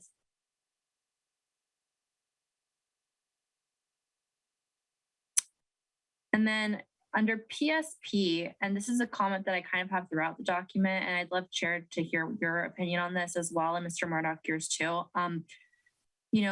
Saying that the range for FAR is 1, or the density allowed is 30, which we say in other places, I think that makes it really hard for folks to do, to have the little bit of flexibility that they need to build something. And it locks them into something that's maybe not, I just think it's too exact. But I'd really appreciate maybe Mr. Murdoch, your opinion on this. Maybe with FAR, it's easier than with dwelling units per acre. Well, my initial hunch is that we may not have revisited that when we retitled that column to range. And so could be that we just simply need to provide a lower limit to the range, or an upper limit to the range, or adjust it in some other way that you deem appropriate. I mean, I thought, like off the top of my head, I thought 0 to 1 actually made sense, because public, semi-public, they could make it a plaza or some sort of open space amenity. But that's, it's just me out here.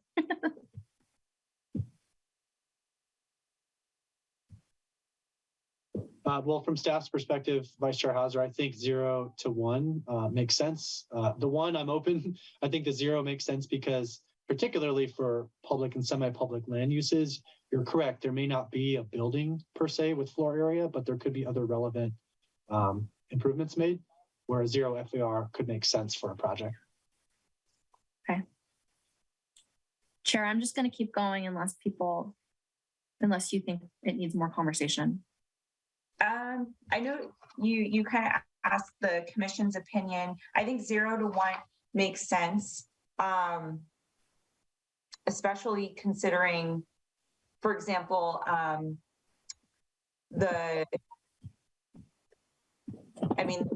sites that we have. I think even the city hall site that's being developed, I don't believe it is going to exceed 1. Is that correct, Mr. Murdoch?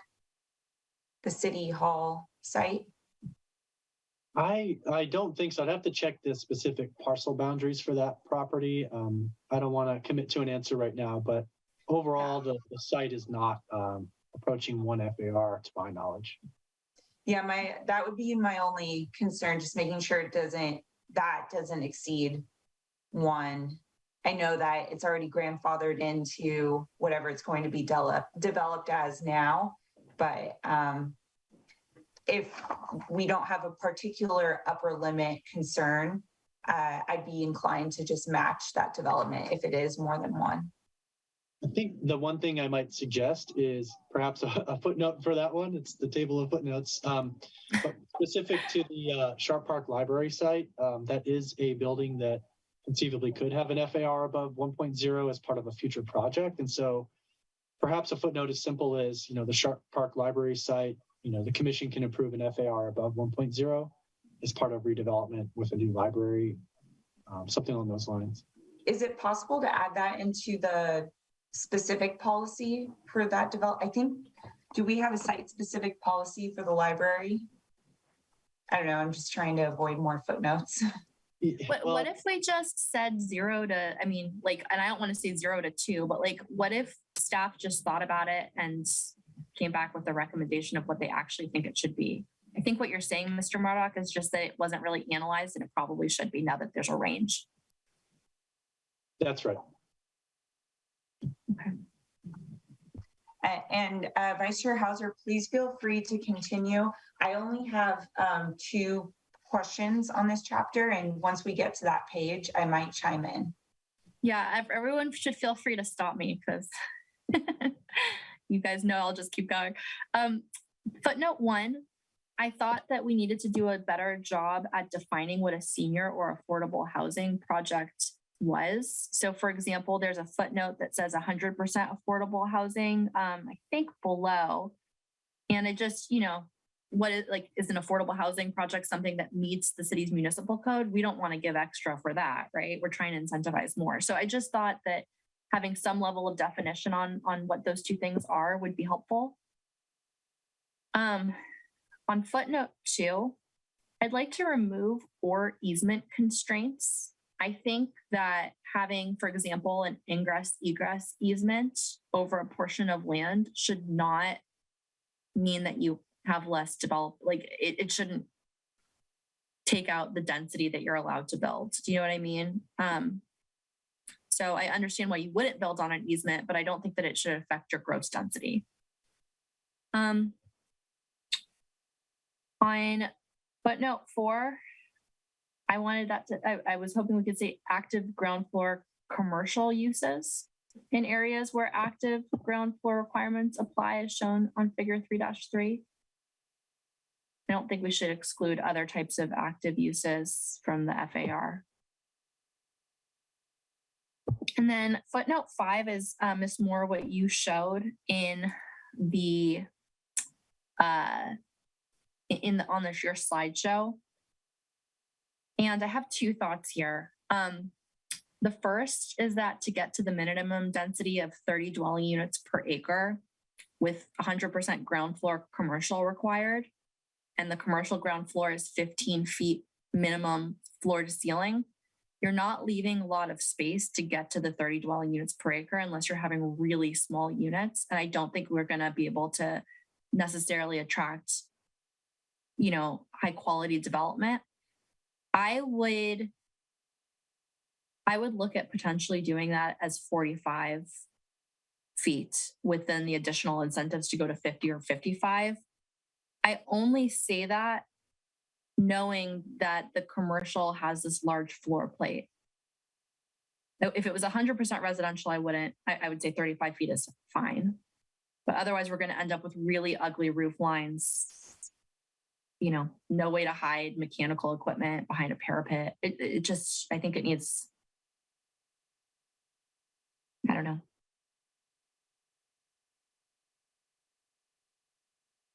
So I guess I'm proposing instead of 35 going up to 45 and 55, I'm saying 45 with an additional 5 feet for every 0.1 FAR. I'm not sure if that gets you very much. Commissioner Hauser, that would be if there is commercial at the ground level, right? Not if they're building a purely residential project. Correct, but I'm under the impression that all of the commercial ground floor in Eureka, or all the ground floors in Eureka Square are commercial. At least that's what we say later in the chapter.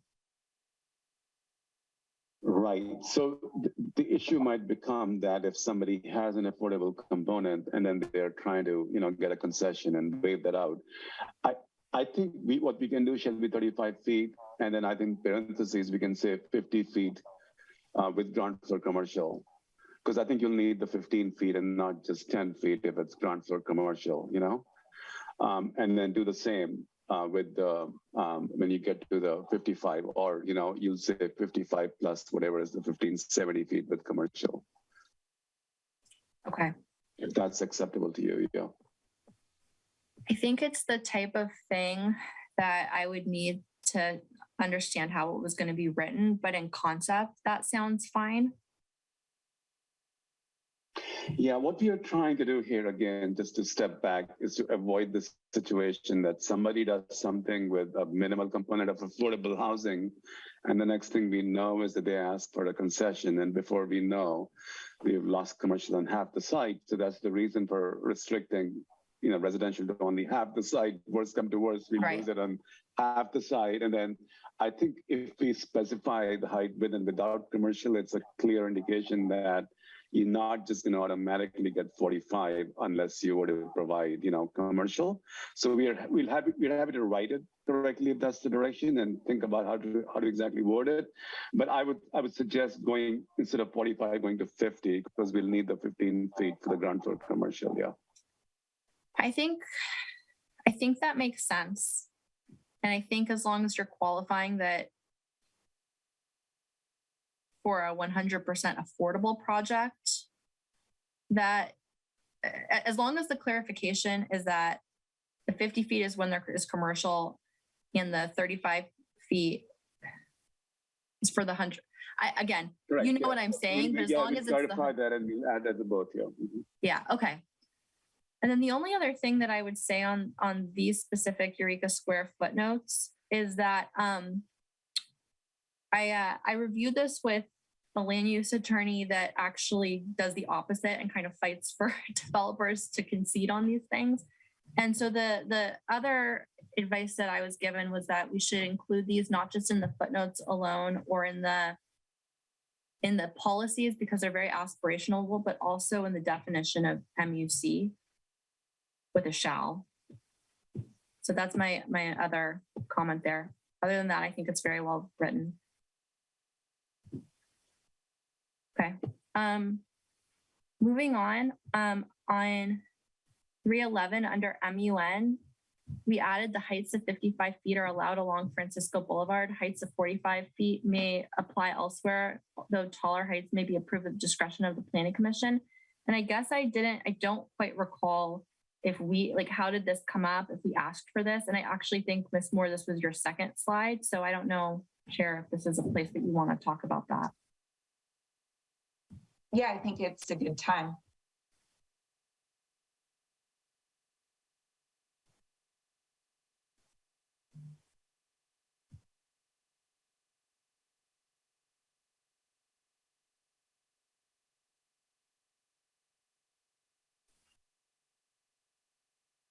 So I'm not personally opposed to 55 feet in MUN here, but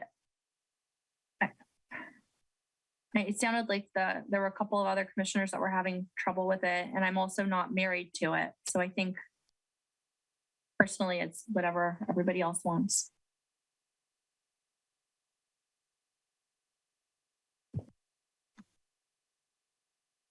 Commissioner Wright. I could support the 55 feet.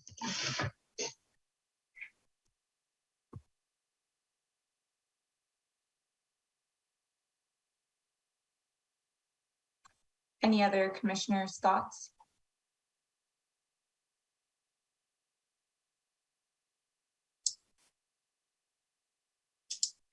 Commissioner Godwin. Yeah, 55 feet seems, quite conservative to me. I could support a higher number if it made sense. Commissioner Domrat, I saw your hand go up too. Yeah, I was driving around Westboro Boulevard and El Camino, and there's some 5-story, 55-foot buildings there. Multiple dwelling units. I'm not sure if there was commercial in the bottom level, but boy, are they massive. And I think all that stuff will stick out like a sore thumb in a community like Sharp Park. I guess we got to do it because we have constraints and how much density we have to provide. But they're tall, they're big. I mean, I don't know. I mean, you can go around and drive around, South City, that area, around the BART stations in Colma, and you'll see, what they were doing for those and how big they are, and try to mentally bring that into this community. It's going to be interesting. But I don't have any better alternative to get the density of housing that you need. So I guess if we can mask it by the leveling and so forth, we're going to have to probably go that way. But just kind of take a look when you ride and think about it, what these big residential units will look like. And I think it gives you a good feeling that it may be, out of place in this type of beach community. But if you have to have it, I'd rather see them along this corridor that we're showing the picture now than anywhere closer to Beach Boulevard or those places. So. Commissioner Domrat, I'll just share my observation. I live very near those buildings that you're referencing. And I will say that many of those projects, particularly along El Camino Real, seemingly have been encouraged and approved to be very massive along the arterial roadway. But if you look on the other side, they incorporate some more of the architectural scaling features that we've included as design guidelines. And so you should expect that those types of step downs, daylight planes, pedestrian scale considerations would be included in the Sharp Park specific plan to help reduce some of the excesses, if you will, of those very massive buildings right up to the street that you might be seeing in the examples that you cited.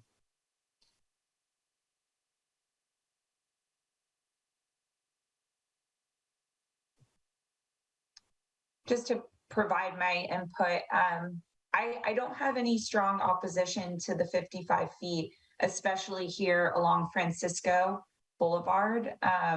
One of the commenters referenced kind of stepping the elevations of the buildings and doing kind of second, third floor setbacks, which I strongly agree with. And I do know our chapter 5 kind of has a lot of definition around that.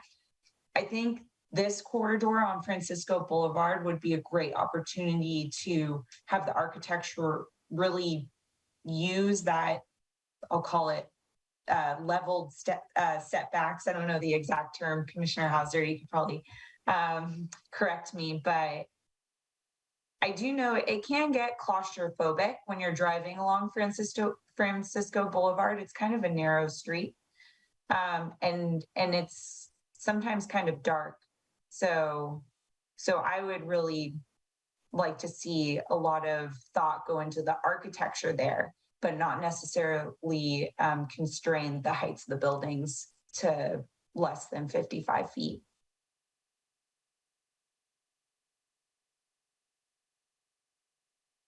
Commissioner Hauser?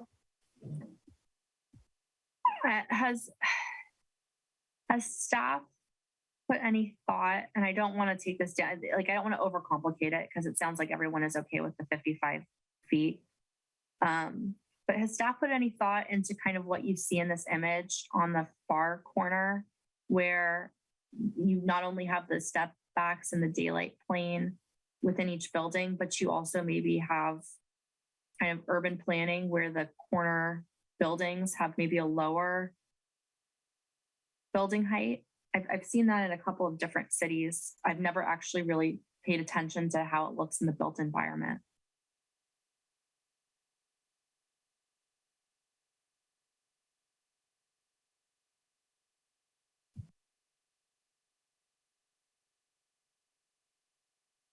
I am looking for our policies. I'm not sure we have all of that, Vice Chair Hauser. I think we do have some specific design policies for corner buildings. So you'll allow us a minute to try to find those. Yeah, I think I'm probably recalling DS4 on packet page 90. That's not directly to your point, but related to corner lots. It says on corner lots where one side is in the active ground floor overlay, require ground floor activating strategies to wrap the building. So they are also applied to the ground floor frontage along the intersecting street. So there could be something to expand upon there in relation to building height or scale. But really, I think, it's my sense and thought that the overall architectural design guidelines and requiring the pedestrian scale will hopefully achieve that sense and that feeling for people at street level where they're not overwhelmed by the buildings, even along the corners. But certainly, the commission could consider further policy work on that. Oh, I will just point out policy 5-I-44, which talks about corner buildings and defined building entrances, and that might get to what you're talking about, Mr. Hauser. Well, I mean, it sounds like I'm overcomplicating it because there are already architectural policies pertaining to corner lots, and everyone seems to be okay with 55 feet. So I'll defer to the chair on whether we can move on or not, but I'll keep my okay 55. Well, speaking of corner lots, I have seen in other cities in their precise plan areas or specific plan areas, oftentimes they'll have key corners that require the building to be further set back, which could also help with the scale if you're a pedestrian kind of right on the sidewalk there. It's not something that when I was reading through the document, I was considering adding in, but it could also help with kind of the scale at the corners. Like, are you thinking like the change in plane at dial glass where it's almost at a 45-degree angle to, instead of the building coming at a 90-degree angle on the corner, there's like another plane at 45 degrees to both frontages? Yeah, and I think we actually have a diagram that might communicate just that. The figure 5-6, also on packet page 95, just under policy 5I-44. What I've seen in the city that I'm thinking of, so you'll have, your sight distances around a corner if there's cars driving by, but then in addition to that, there's even a farther setback intended just to be like plaza space or ground floor activation. So I don't know if they're one and the same. Vice Chair Hauser, you may know better than me. It's just something that I've seen implemented in other cities. Yeah, that's exactly what dial-glass, that's what I was thinking about. And it's, yeah, this is a really great diagram. Okay. I mean, I think we have it covered. Mm-hmm.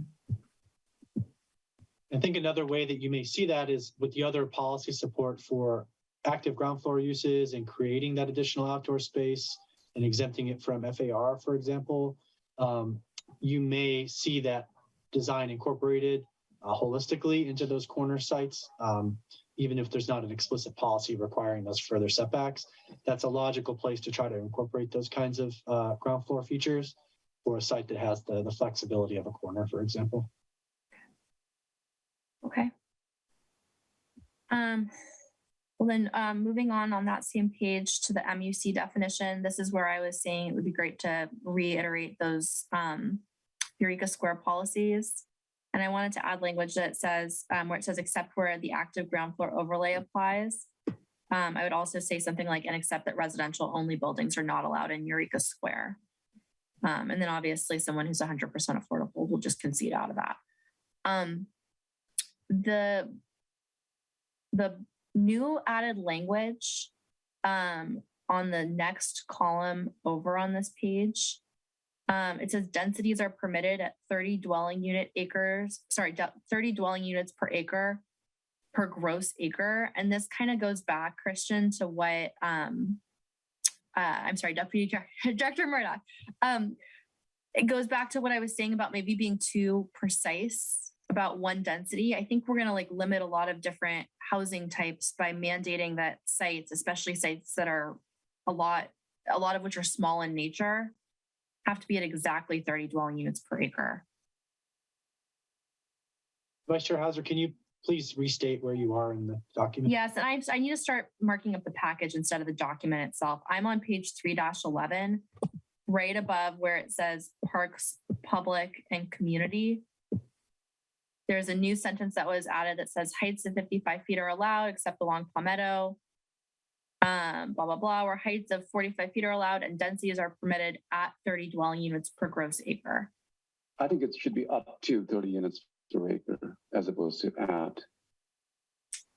Yeah, I think the hard part, the thing that I'm having a hard time with, Mr. Bhatia, is that in MUC, I believe 30 dwelling units per acre is the minimum density. So we've kind of like cornered ourselves. Yeah, so this was the discussion we had at not the last, but maybe the meeting before that. They're all melding in my mind as to when those meetings were, and we said we don't just want to give away the density at Eureka Square. We want people to be able to work up to that density, and I think that's what was done at Eureka Square, intentionally. Of course, we can change it and grant higher densities at the base if you're interested in that. I think Eureka Square is covered. This is pertaining to Palmetto Avenue north of San Jose Avenue. Oh. That's it. So it's very small lots mostly up there. I'm not saying that we can't do it. I've been in the rare situation. Can you pull up the policy on the screen, Allison? Sure. Just give me 1 second. Or maybe we go to the higher one, density if for lots that are above a certain, minimum size or something like that, but we specify that directly in the plan, yeah. And maybe it's 30 to 35, something along those lines. Right. Yeah, I had just changed it to 30 because that was the minimum now for mixed use center, but. Yeah, I think putting the word at and then picking one density number is problematic for a lot of people, especially with odd lots who have maybe easements or whatever they have. So I think 30 to 35 is probably where to end up. And then in that same. I just want to clarify, I think you're concerned about the minimum density being 30 units per acre for smaller sites. I'm not sure what you mean by smaller, but there is a provision there for sites less than 5,000 square feet to have a lower density of 16 to 26 units per acre and lower non-residential FAR. So I'm not sure if you're concerned about sites 5,000 square feet and larger also. Yeah, Mr. Murdoch, it's not the smaller project sentences, it's the preceding sentence. Heights of 55 feet are allowed except along North Palmetto Avenue, north of San Jose Avenue, where heights of 45 feet are allowed and densities are permitted at 30 dwelling units per acre. We've taken a whole section of Palmetto and applied one density to it. And also the reason for that is to reflect what's written in policy 3-I-39 on page 324. So maybe you're going to get to that later, but that's where that sentence comes from and what it's referring to. I think Commissioner Hauser's concern is like it's either a minimum or a maximum or it's a range. You cannot, we should not specify a number that somebody has to strive to get to. So we need to express that clearly. I mean, I don't think anybody's saying that it cannot be 28 units per acre, right? If they come to the Planning Commission and the Planning Commission will say, you got to add 2 units per acre to get 230 because that's the policy, right? So we need to be clear as to what that is. Yeah. I'd love to see it on the screen. Yeah. So, but I think, is that the minimum, Allison, or is that the maximum, or what? 30 units per acre? Okay, so here's the policy, and you're in the designations. I'm on page 3-11 in the definition of MUC, and it's the penultimate sentence. Yes, there.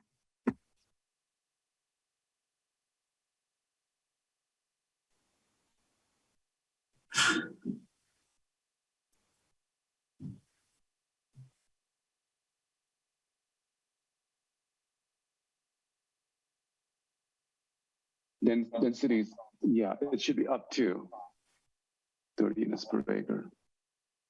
Even though MUC, so again, I totally agree with you that like that would be a lot of flexibility, but in MUC, if you go to the density we've approved with the general plan, and that's in the chart and the specific plan, the density is 30 to 50 dwelling units per acre.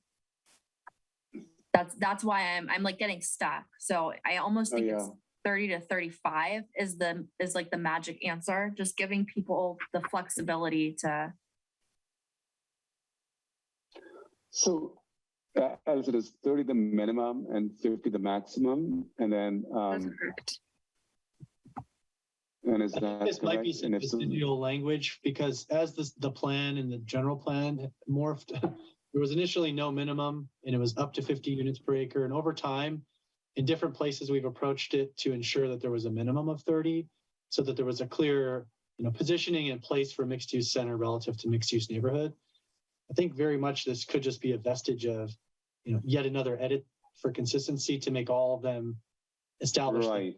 30 unit per acre. And we may have we have the range and the max mixed up, as Christian said, and I think we just need to, because there were previously minimums for some of the other residential ones, and then we added those, and I think he's totally right. So that is the maximum range as opposed to a minimum number. So we just need to clean that language up. But okay. I want to thank you for alerting us to that error, though. It was like half of Palmetto, and I just like, okay, so yes, we're all saying the same thing. And then the sentence after that, smaller projects along northern Palmetto that fall below applicability for the city's inclusionary housing ordinance are permitted increased density 30 to 50 and heights up to 55. I just think that this needs to be slightly reworded to clarify that it's unit quantity, as Mr. Murdoch very succinctly explained in the last meeting, that it's unit quantity and not percentage of affordable housing or unit size. Okay. Okay, now I'm on page 3-12. Live work was added in the last paragraph on this page. I think we need to strike that. Never seen live work that didn't end up with a curtain in front of it to become additional residential that wasn't thought through.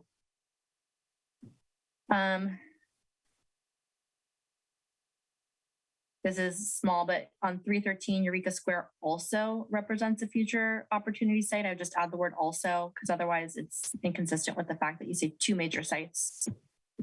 Vice Chair Hauser, I just wanted to alert you that was one of my 2 comments on this chapter. So awesome. I agree with that comment. Awesome. Okay. 3-16. It says that Eureka Square redevelopment will be approximately 150 units, which made sense when we had defined that site as 5 acres. But since you've corrected the chart to say that it's 5.7 acres, it should now say 171 units, because again, that's that minimum 30 dwelling units per acre in MUC. Does that make sense, Christian? Okay. We had talked last meeting, and I think everyone had concurred that in the guiding policies that we should be adding a sustainable design policy. And I saw that added throughout other parts of the document, but I think it should be added here. So I don't know if there was a rationale or if that just got overlooked, but I would love to make sure that that got in, a policy that encourages solar all electric, irrigating with reclaimed water, EV charging, things that we care about as a city.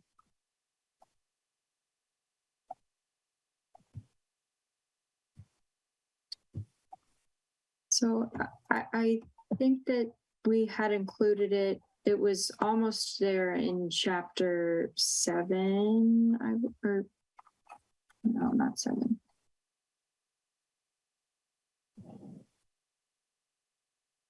In chapter 6, 6G7, sustainable development. But we could cross-reference it and add it to land use. I think that's valuable because I think as folks who are building things look to this chapter, they should be aware. They probably won't read chapter 6, unfortunately. Okay, policy 3I-1. I didn't know what except where active ground floor uses or building design features are required meant. So I just crossed it out because I think it's a very clear policy without that language.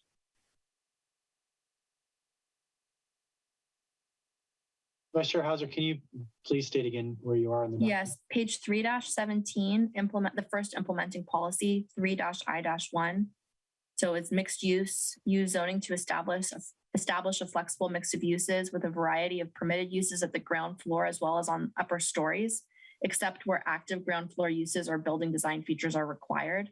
I didn't think that necessarily added anything to the policy and I thought it was confusing, so I struck it.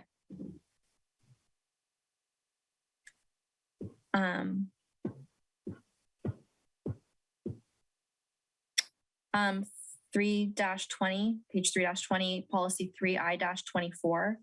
I think that's really, again, well written. I think that where it starts to go Eureka Square residential development oversight, I think that either was intended to be a new policy or it should be a second policy. Yes, so forgive me. In the presentation, it's supposed to exactly. Just got it. Yes, yeah. That's exactly. Yeah, that makes total sense. Cool.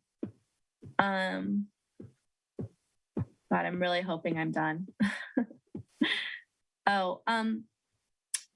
Okay. This was my last one. It's on 3-24 and it's policy 3I-39, which is the last one. Again, we have that 30 dwelling units per acre. That's kind of the leftover.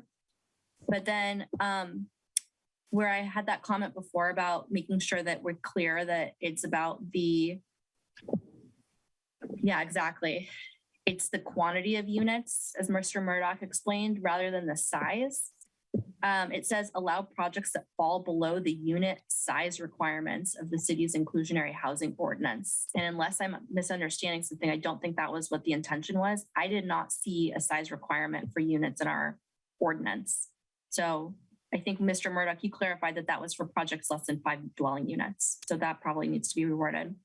And then this policy, the end of it, it's not a sentence anymore. I think it just got edited. So if you could just take a stab at getting to the fall, like whatever that is, the following, and then the bullet points, what is that supposed to represent? So let's just get the grammar in there, I guess. And that's what I had. Thank you everyone for listening. Before I mention my remaining comment, are there any clarifications that staff requires?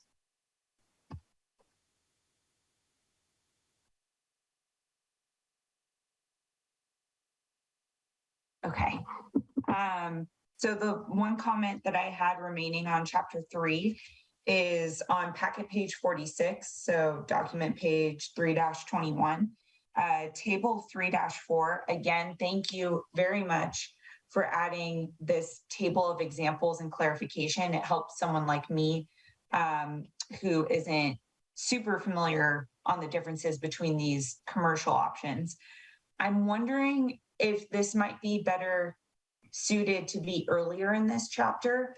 The only reason being we mention policies, especially before this table appears, that references the commercial that's mentioned in the table. So I'm wondering the commission's opinion or staff's opinion on putting it perhaps in like section 3-3 or 3.3 somewhere.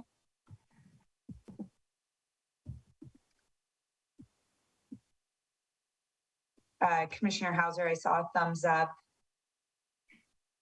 Commissioner Wright, did you raise your hand on It's this about item? it's about a different issue, but I could support that.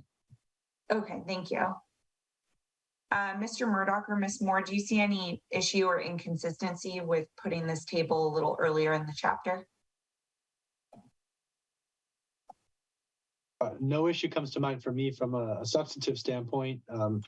It may require some relaying out of the document, but that's expected in the final formatting of the document anyways. Okay, thank you. Yeah, I thought maybe section 3.3. And that is all my comments. I'll pass it off to Commissioner Wright. I just had one quick question on page 3-24 under item 3-I-35, where it says to discourage the conversion to market rate condominiums. Do you think that there's any benefit to deeded affordable units if they were to convert an entire apartment building, if they were to deed a certain percentage of them as deeded affordable, similar to the policy that they have like in San Francisco, for example, to help us accomplish both tasks, preserving the affordability and increase the property tax base? I think that specific issue is one we would need to analyze more. I think I only have anecdotal information to support my thinking on that topic. I will say that overall, I think the ability to access rental housing is generally seen as preferential for people with lower incomes, so that you don't need the capital and the income, for example, to qualify for a mortgage. So the barrier to entry is higher where there's ownership involved. However, long-term property ownership, has a lot of benefits and ability to help with, growth of income and wealth. So it's, I think, a policy trade-off. I don't know that there's a right or wrong answer. I think this is also a kind of an issue that should be looked at a citywide basis, and something you can examine as part of the housing element, as opposed to just applying it in one specific area. Then why is it in this one specific area? It's to actually discourage that from happening, as opposed to requiring, those things to actually happen. Some to be restricted. Yeah. Yeah, and I'll share a couple other observations. I think my recollection is there was an identification of Sharp Park as being historically one of the more affordable neighborhoods in Pacifica, and so to whatever extent, rental housing can be protected and preserved. I think there was or affordable rental housing to be protected and preserved. There was a desire to do that. Also, I'll add the observation that based on our current below market rate zoning ordinance, rental housing does have a longer required minimum affordability term than ownership housing. And so there is, I guess, an objective benefit in that sense to rental housing from a below market rate housing standpoint, as opposed to ownership units in that sense. Okay, thank you. Vice Chair Hauser, did you have anything to add? No. No, I just noticed my hand was up. That was by accident. I kind of agree with some of the items that Commissioner Wright brought up. I understand the response provided. I guess adding in the term market rate, I guess that would therefore allow below market rate for sale condominiums, correct? Okay. Then I guess I'm okay with how this is stated, because I think also Pacifica is one of the last few cities in San Mateo County that has for sale units and single family homes that are still expensive, but somewhat affordable for young families trying to purchase a property, whether it's a townhome, single family home, or perhaps a condominium. So. Chair Berman, then I think if if the intention is to read into that last bullet point, with respect to market rate, that affordable, below market rate, condominium conversions could be supported, then I think there needs to be perhaps some further clarification of that policy to perhaps limit it to 100% BMR condominium conversions, because arguably someone could comply with the 15% BMR requirement and claim that it's something other than market rate condominiums. I think it's a point of ambiguity that someone could seek to exploit. So if it's the intent to only allow, for example, 100% BMR condominium conversions to occur, then that should be more explicitly stated in that policy. I'm curious, Vice Chair Hauser's opinion. Go ahead, Vice Chair. Yeah, and I was the person that added the word market rate last time, so I apologize if I created the confusion. The intention in what I was thinking was that we could do what Chair Berman was saying, which was we would be able to convert to deed restricted below market rate condominiums, but not to market rate condominiums. But I appreciate, Mr. Murdoch, what you just stated.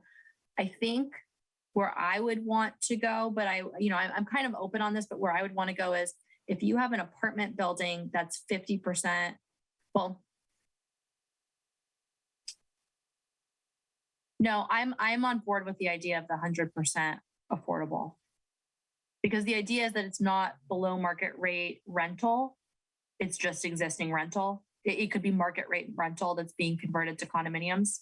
Okay, I was going to propose like a 1-to-1 of if it's 50% BMR rental, then it would be 50% BMR condominiums, but just scratch that. I'm on board with the 100% if everyone else is. And so I also may want to ask Ms. Sharma to weigh in here. I'm not sure that the city would be in a position to deny a non 100% BMR condominium conversion if it met other requirements for subdivisions, but at least this would provide policy support for the city to encourage, 100% affordable conversions of those types of rental units. So, the converse of one policy may not hold true under this example.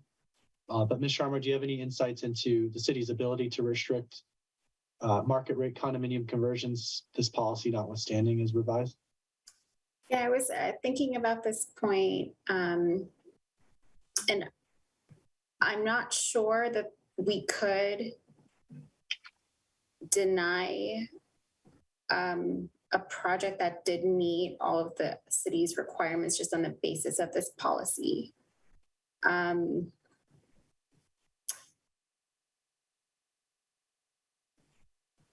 I'd have to think about this a little further. This is an interesting point. Perhaps there's a way I suspect this policy will come into play, if they were to seek some kind of a variance or some exemption or something, then there is something to point to as to what the end result is. And does the Planning Commission then wish to grant that waiver or concession or exception? Keeping in mind, we at least have something on the books that says we want to discourage that, as opposed to having an abstract discussion as to how it's going to lead to a loss of affordable housing, and is that a city policy or not? And this is at least stating that that's the overall objective, and it's still a kind of a generalized policy. It's not. I mean, it doesn't have a numerical standard attached to it, so there's a lot of flexibility in there. Yeah. Right. And I would also, suggest considering rewriting it more in the affirmative, support conversion of older rental apartments to market rate or to condominiums only when 100% affordable deed restricted units would be provided, or something along those lines that's showing where the city would support such conversions, but removing some of the ambiguity as to the application of the discouragement language. I think that's unclear and could, I think, provide a false impression that the city could somehow frustrate or stop such a conversion, whereas Ms. Sharma said it might be complicated for the city to do.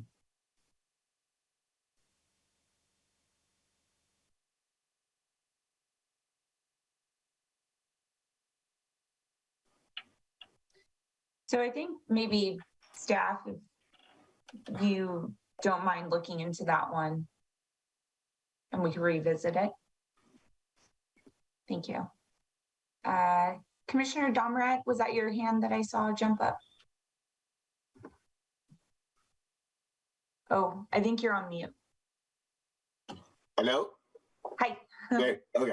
I was kind of thinking, if you put yourself in the position of an apartment building owner that purchased a unit maybe 50 years ago without any constraints of what it can do in the future to those units, you may want to phrase this one that, conversion of future apartments rather than ones that are already kind of on the book. I'm just thinking from a legal standpoint, you probably, if you didn't tell somebody that many years ago you won't be able to convert these, then you may not be able to change that. But you can for any kind of future development of rental units, if they want to convert them, then you may be able to put some constraints on it. So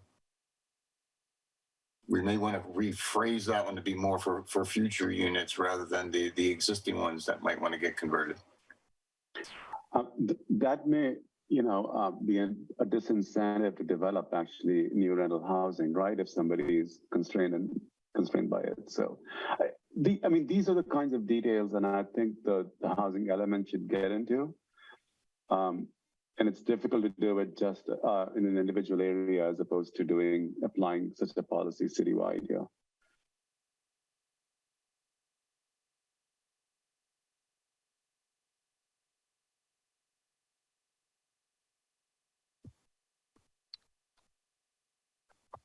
Are there any other questions or comments, either regarding this item or any other items on this chapter 3?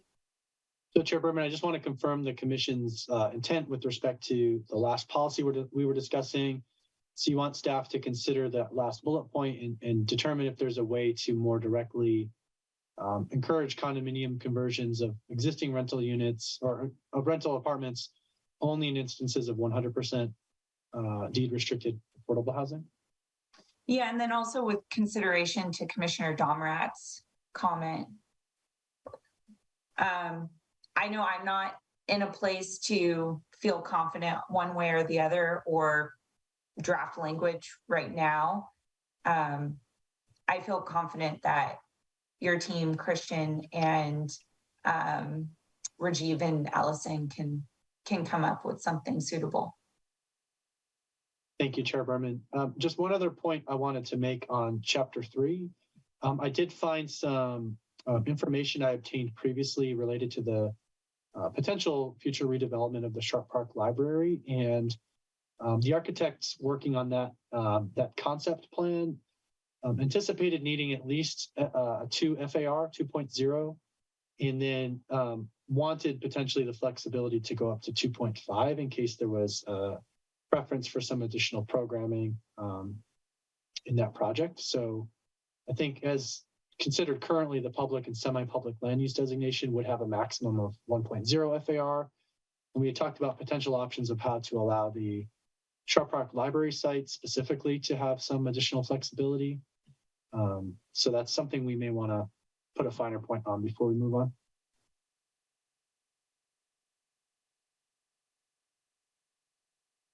Commissioner Wright, did you have an item to add? No, I inadvertently pushed the raise hand button. Oh, no worries. Thanks. Okay, so Mr. Murdoch, you're looking for a little clearer direction, correct?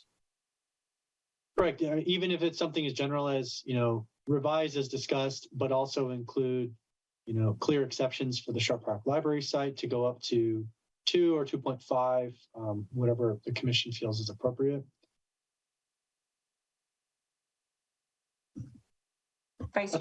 Such that hopefully, the future project wouldn't need to undergo a specific plan revisions, for example. Mm-hmm. I mean, what I was going to say is looking at the sites that are in this designation, this land use designation, I personally wouldn't feel uncomfortable just generally making that whole category go up to the 2.5. Thank you. I think, ultimately, looking at the city or another public agency, they're going to have some good judgment, I would hope, with respect to the scale of the development, to serve the public benefit in that regard. So yeah, providing that flexibility overall would be helpful. Well, and there's also a height limit. So it's, that I think would be what governed. Right.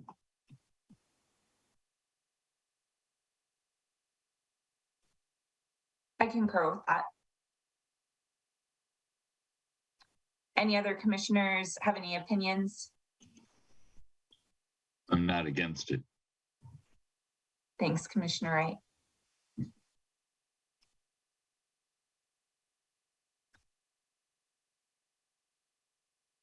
Any other, Commissioner Godwin? Yeah, it seems pretty reasonable to me. Not that I'm all that knowledgeable about this. Thanks, Commissioner Godwin.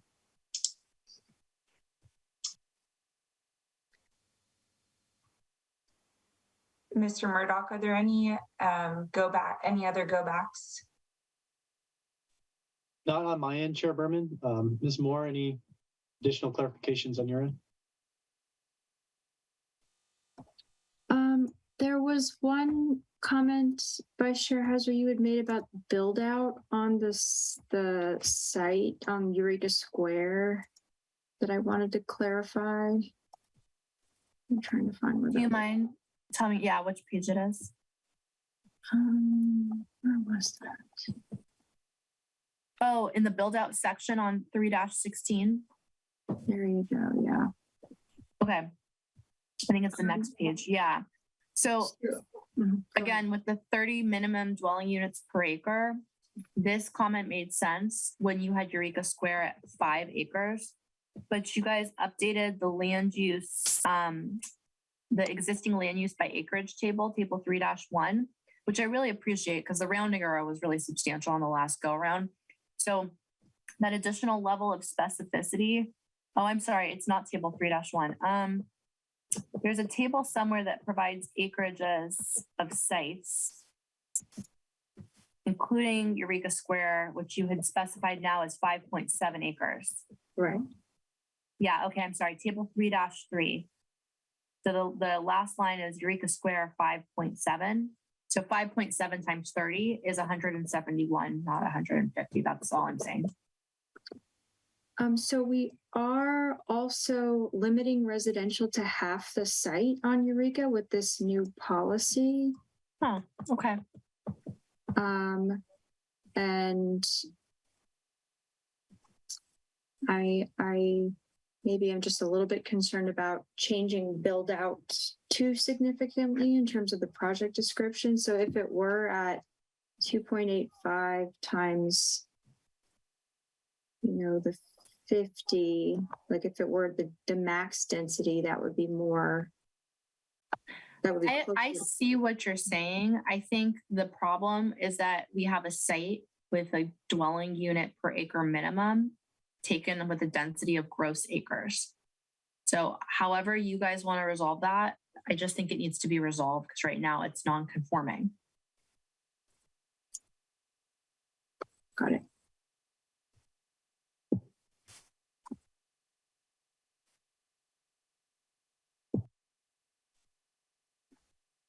All right, any other?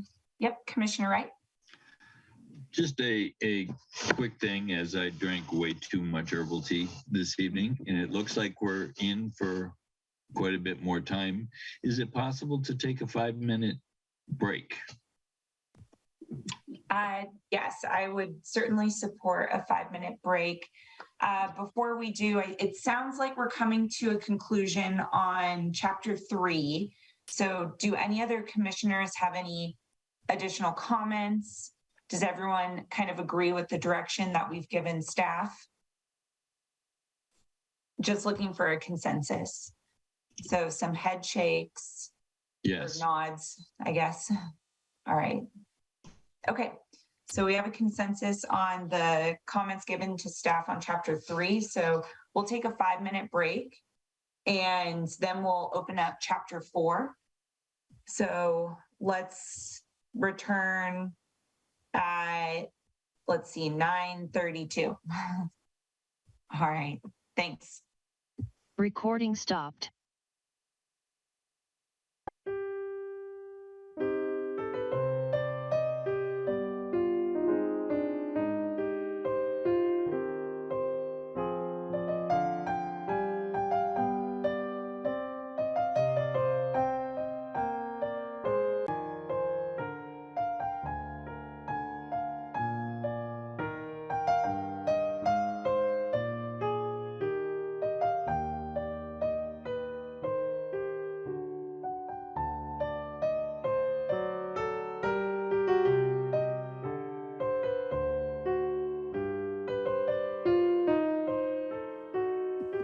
Okay, so we are going to open up chapter 4. Does anyone have questions or comments? I'll get us started then. So thank you very much. And I know I had a lot of comments previously on chapter 4, and all of them have been reviewed and addressed, and I really appreciate Public Works's advice on some of the questions that I had. So I think I could probably get through this chapter pretty quickly.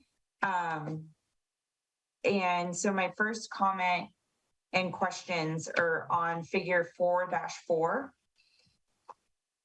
I already mentioned kind of questioning whether the facility along Beach Boulevard should be identified as existing off-street bikeway as it currently is, or if we should define it as trail, consistent with what Ms. Moore was saying at the beginning of this meeting. Because it's an existing facility and the language that was added to the staff report, I understand and agree with, at this time, it's not possible to build a Class 1 facility along Beach Boulevard. And I appreciate staff's review and consideration of my comment in that. But then I don't believe that this location can be any type of bike facility, because it wouldn't be a Class 2, it wouldn't be a Class 3 or Class 3B, and then it wouldn't be a Class 4, because if a Class 1 doesn't work, a Class 4 likely won't work either. So I'm wondering if, just to avoid confusion, if the line work on the figure gets edited. And if the preference of the commission and staff is to leave it as is, I'd be fine with that too. Commissioner Wright? I could support the renaming it trail. Okay, thank you. I think renaming it trail would make sense in the context of the general plan. One of the figures in the general plan that also defined bikeways and pedestrian routes also had trails identified. Chair Berman, you're hitting on a point that I'm concerned about. I'm frantically trying to find my notes from the general plan update process. My recollection is that we had determined or classified trails as unpaved routes rather than paved routes. And so that could be a conflict in terminology if we sought to classify the Beach Boulevard route as a trail. I don't know the best approach to get around it at this point, other than maybe to take it off the mapping then as a bicycle way, given the concern for that. But Mr. I would also add that perhaps, we should be consistent, Allison, if you can show the legend on this map between the existing and the future. I think that's part of the problem, is that the two are not consistent. And I think we should just show class 2, 3, 3B and 4 on this map and show the existing with a firm line and the proposed with a dotted or dashed, and that'll take away the issues that we are running into here. I'm also finding here not the conclusive response, but it looks like we may have ended up in the general plan with a third category, on-street trail. And so I'm not sure if that's in the final adopted version, but that seems to be a way, at least at one point, the general plan depicted those types of sort of non-specific paved improvements that didn't fit into one of the other classifications. Okay. Mr. Bhatia, you mentioned defining it just as proposed or existing. Do you mind clarifying that? Right. I think what's happening here is that we are sort of mixing between existing and the proposed different kinds of bikeways is what's going on.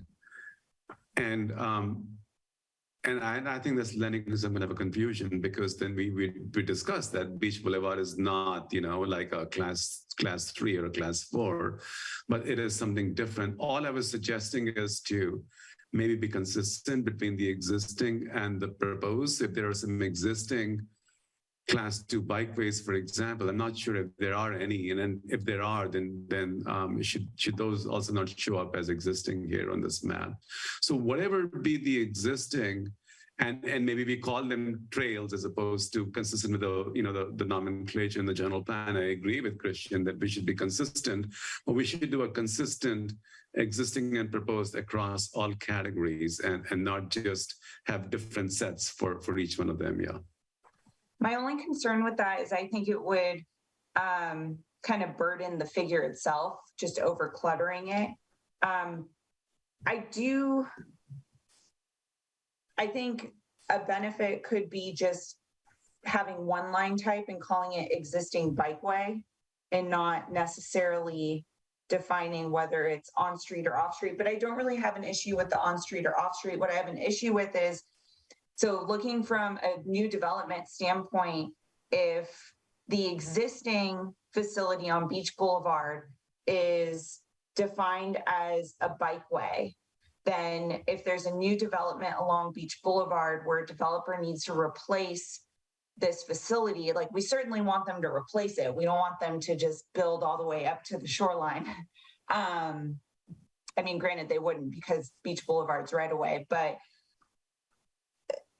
having to replace an existing bikeway, what bike facility do they replace it with if they can't replace it with a class 1?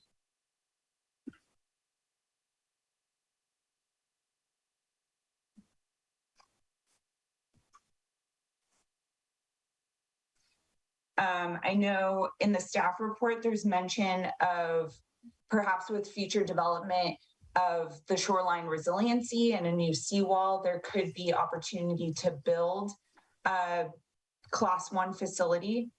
I would support that. So give it the proper width to make it a class 1 facility. If staff agrees with that, and if the commission does, maybe we can make this like a future opportunity, not necessarily prescribing it. Kind of looking for others' input. Commissioner Godwin? I suggest we call it an existing non-conforming bikeway, and that might help. It doesn't really do anything for us, but it may make it clearer to the person reading the diagram. That doesn't answer Commissioner Berman's question, though. What happens if something else would need to be done to it in the future? Because the plan is a forward-looking plan. So there should be some guidance as to what would happen there. Yeah, it's a very good question as to what we should show it as. Yeah. There's nothing wrong with to be determined as one possibility, or something to that effect in a line or two of text, that we will make a decision in the future what class bikeway whenever it's improved. Or I like the idea, that Christian had to call it a bike trail, and just leave it at that, which is different than class 1, 2, 3. It just means that it does exist, and the plan does call for that, but it's not categorized into one of the other ones. It's more of a connection. I'm not sure what the correct answer is, honestly, with that. Yeah. Nor am I. And that's what I was trying to get at. Yeah, if we introduce, I kind of want to avoid introducing new terminology, because then I feel inclined to define it. Maybe what we have right here is kind of the best that we could think of right now. And I don't have huge issue with it. I'm just pointing something out that may be a little confusing or problematic in the future. Mr. Marquez, I saw you came on video. Do you have any input? Sure, yeah. I just, from listening to the conversation, there's definitely some good thoughts. I think Commissioner Godwin had a good thought of just talking about it as a proposed bikeway. lending it to future design so that future projects or future repaving in the area could kind of look at it. There is, there's a number of different ways that can be bike facilities can be included on Beach Boulevard, whether it's using the street as a one-way Class 3B and then partial going north on the promenade. There's a ton of different opportunities there. But I think that an in-depth kind of look would need to be done and need to be consistent with the Beach Boulevard Infrastructure Resiliency Project before we are really able to say what should be there or what can fit there appropriately. Certainly, and actually that dislodged a thought in my head. What if we defined this area just with the pedestrian and bicycle improvements hatch?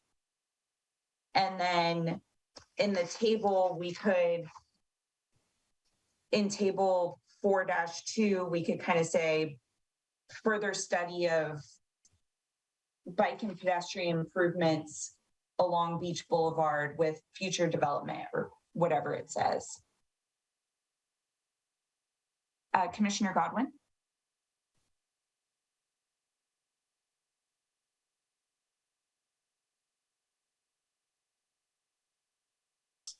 Yeah, I can agree with that. I would just, basically kick the can down the road and solve it at a future point and just mark it as something everybody can live with.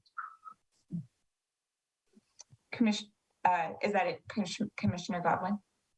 Yes. Was that? Yeah, I kind of, and it's basically, we don't want to ignore this because I think it's a very important facility for Sharp Park. But we don't necessarily have a design or an intent in mind. Commissioner Domra. Oh yeah, go ahead, Commissioner Godwin. Yeah, that's what I was trying to get to. I didn't say it as elegantly as you did, but it's something that's there. We don't have a solution. It'll get fixed in the future at some point. Yeah, I agree. Commissioner Domrat. Yeah, I was just kind of thinking about the term trail, a bike trail. If I saw a sign that says bike trail this way, and it kind of sort of implies an unimproved kind of, the trail part is what I'm coming, versus bike route. Turn this way for that bike route or this bike route. But the trail seems like, well, it might be all dirt and some dirt and routes, maybe a little less improved than some other term. Comment. Yeah, I could definitely see that. Chair Berman, I'll offer my observation that the figure it out later approach can present some challenges. The level of effort and the time involved with amending the plan can be considerable. And to do it, for just a bike facility improvement, for example, might be disproportionate to the time, cost, and level of effort. And so to Mr. Bhatia's point about this being an aspirational document, while we might acknowledge that we don't have a particular facility design precisely identified right now, we may want to include some aspirational language to at least provide some clarity of intent for the future without needing a document or plan revision. And it may also provide some support for various funding sources, for instance, that might be complementary to the BBURP project to replace the seawall at some point in the future, rather than being completely silent on it. And it also could then provide some guidance, in the absence of any other indication, what a development might need to contribute to as part of a project in the future. So maybe some aspirational statement, whether that's class 1 or something else, but trying to get something in there now would be my recommendation. Okay, then we kind of went full circle. So my original request was to aspirationally attempt to make this a class 1 facility improvement. I appreciate the description or the analysis that was done and summarized in the staff report. Perhaps some form of that language can be put into a site-specific policy or added to table 4-2. Kind of acknowledging that although it may not be feasible right now, the aspiration for long-term development would be to make this a Class 1 facility. Yeah, I think something in table 4-2 makes sense to me. I think we still need to figure out what to do about figure 4-4, given what we're describing here doesn't quite fit within any of the containers or the symbologies for other facility improvements currently. And so, at least it's one step towards addressing the situation if the commission were to amend table 4-2 with some of that descriptive narrative of aspiring to a Class 1, where feasible in the future or something along those lines. But then we still need to resolve, figure 4-4. And when I did my review of the red line document, I saw and appreciated that the pedestrian and bicycle improvements hatch was added to San Jose Avenue and Santa Rosa Avenue. And I interpreted that as, future improvement here, not necessarily explicitly defined. There's suggestions in table 4-2, but we're not being as explicit to add a line type to it on the table. And I thought that was fine. Maybe we could do something similar for Beach Boulevard and just call it bike and pedestrian improvements, and then give our aspiration in table 4-2. I'm really, I'm not overly passionate on exactly how we depict it in the table, just so long as there's gonna be in the future some means for bikes and pedestrians to go north-south on Beach Boulevard.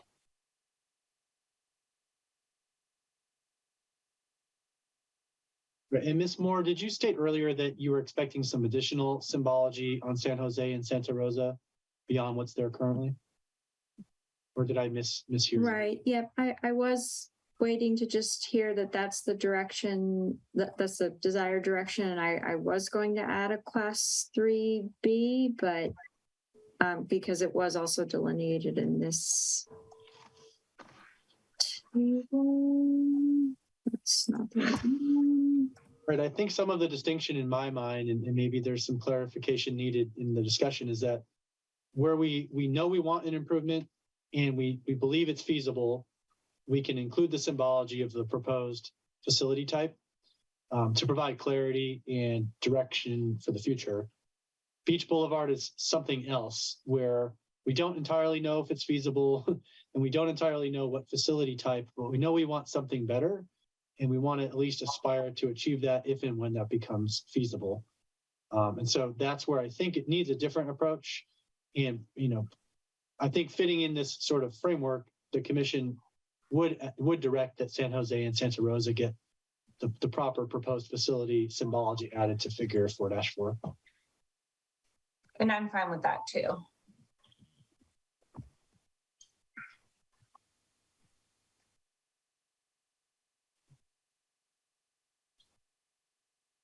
I think, so that's kind of all I had to say on that point. Are there any other clarifications or requests? Okay. Also on this figure, I believe there might be a layer management mistake on Clarendon and Francisco where the underpass is. It looks like the line type was changed to the Class 4 separated bikeway. I'm guessing that the intent is still to keep it as it was in the previous document. Just to jump in here, because I have familiarity with the bike ped plan, I do believe that it does call for a Class 4 there. So I think the road widens quite a bit. And then just because there's the width and, the bike lanes naturally calm traffic by restricting the lanes, and there's a lot of turning interactions there. I think it made sense when we were forming the bike ped plan to utilize the width for Class 4. Okay.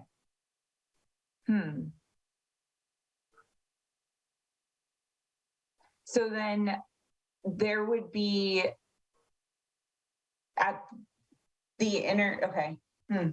Interesting. there would just be some multiple modes of bike and pedestrian conflicts with crossings, which would be interesting to design, but we could leave that for whoever develops there. Okay.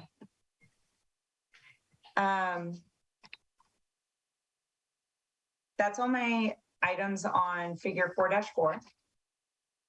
Then moving on to packet page 61 in table 4-2 under Oceana Boulevard. I know we discussed kind of removing the class 1 facility recommendation on Oceana. But if we landed on the class 2 bike lane, which I agree with, I think it might be worthwhile to just strike the in the long term statement. Especially because I personally don't think adding class 2 bike lanes would be overly difficult on Oceana.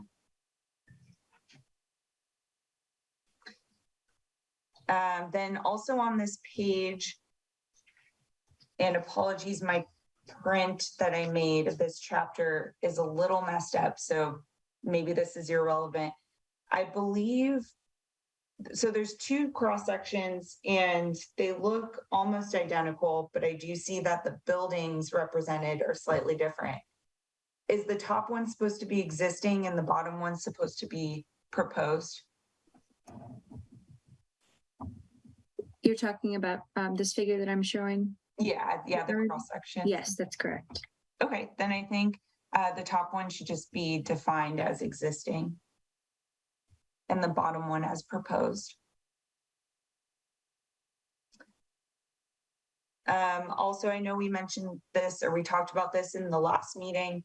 I appreciate that the parking lanes have been widened to 7.5 feet. I know it is very common to use 8 feet width, but just wanted to confirm with Public Works that the 7.5 foot width is the preferred for the city. That's my understanding. Is the city engineer's preference. Yeah. Okay. Thank you. Commissioner Hauser. Thank you, Chair. I just, I was hoping that that same existing proposed could also be added to the San Jose Avenue one. I agree. All right. On packet page 61, the added language on Santa Rosa Avenue, I think in reaction to adding the class 3 facilities on Santa Rosa and San Jose. I'd like to, the last sentence is, in my opinion, a little bit confusing.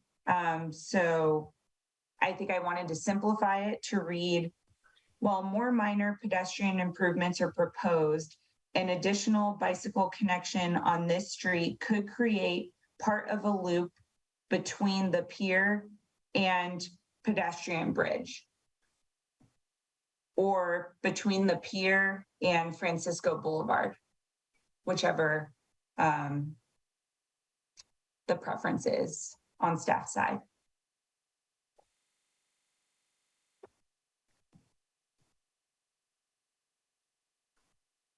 All right, then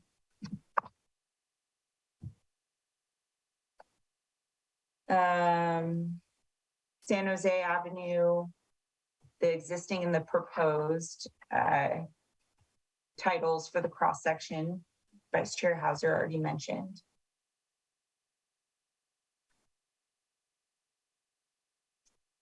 Then on packet page 77, table 4-4, I made a comment briefly in a previous meeting for under non-residential, the sentence specific to 2212 Beach Boulevard, replacing the word preserve with replace. So it would read, at the 2212 Beach Boulevard site, replace all parking for Shark Park Beach as part of any redevelopment.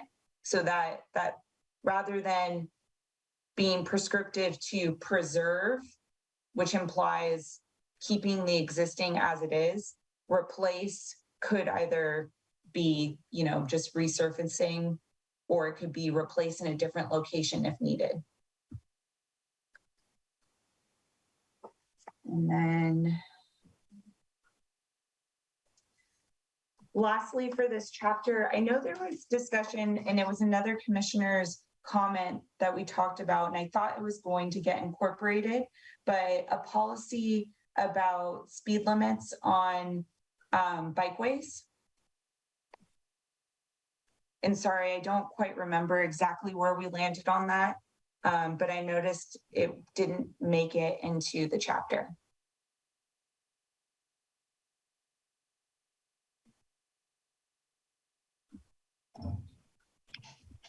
Do you have a recommendation for said speed limit, or does staff have a recommendation for said speed limit? Well, I think that our rationale for not including a speed limit in this Sharp Park specific plan is that it probably would have implications for other bikeways in the city as well, and might be something better established at the citywide level. But defer to you. Right. My recollection is we talked about that, and the commission chose not to incorporate that because a citywide ordinance related to enforcement was the preferred mechanism for addressing that. And it was too specific potentially for the Sharp Park specific plan to have a speed limit policy just for facilities in the Sharp Park planning area. That rings a bell. Thank you. Commissioner Hauser. Chair, if you're done, I have like 5. I am. Go ahead. On table 4-3 under bike route improvements, the top one, it says to designate Clarendon Road as a class 3B. My only comment was just that class 3B and class 4 are both shown in the graphic. So I don't know if it needs that much specificity or not, but I figured I would bring it up in case it's important. And then on page 4-18, there's a policy about curb management that's designated 5-I-4. And I think it's meant to be here because it makes sense here, but I think it's meant to be 4-I-4.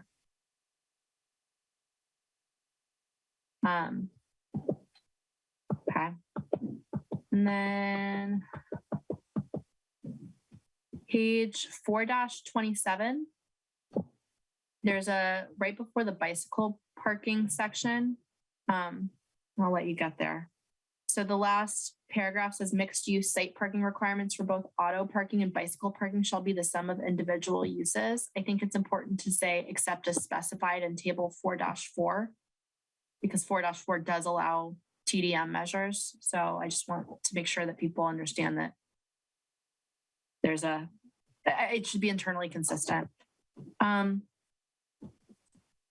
Table 4-4 under mixed use, I believe where we ended up at the last meeting was Mr. Batia's recommendation, so that we kept a lot of things at the discretion of the planning director, but for mixed use, it could be at the discretion of the planning commission.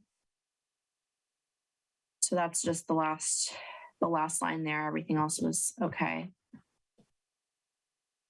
And then in Congress with that, my last comment is on 4-30, which is the last page here.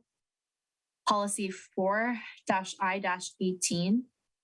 So where it says parking reductions must be approved by the planning commission, I think that should say parking reductions must be approved by the planning director or the planning commission as designated in table 4-4. And that's all I had.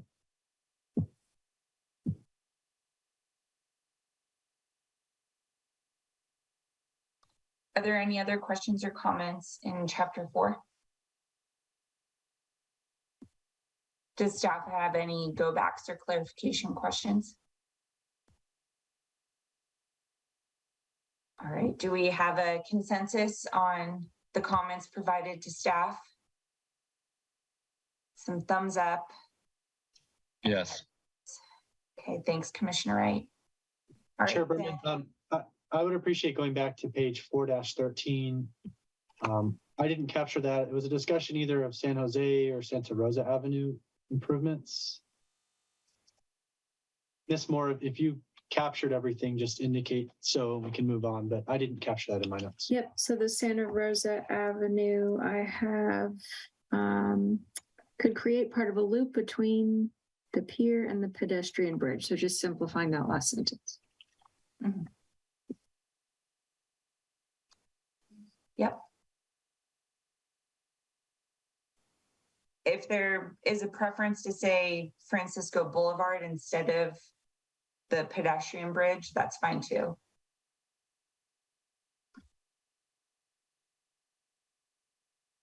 Okay, I think we have a consensus on chapter 4.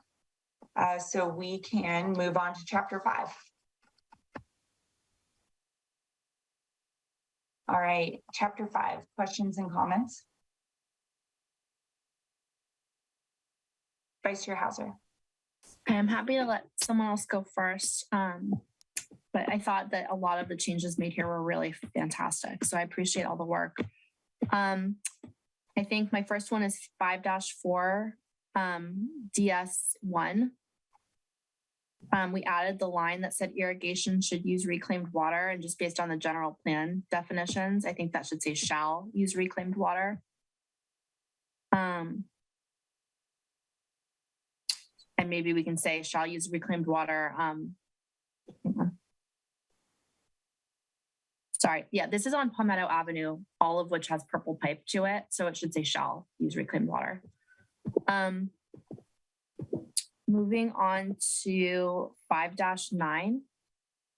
The first policy there, the community plaza, I like the change there, but I think that it should be, I think I said this at the last meeting too, this should be stated somewhere or linked somewhere in the land use chapter, number 3. Because I think that's where people will look for it. And then 5-I-25, privately owned public space. So here, this is a policy that is allowing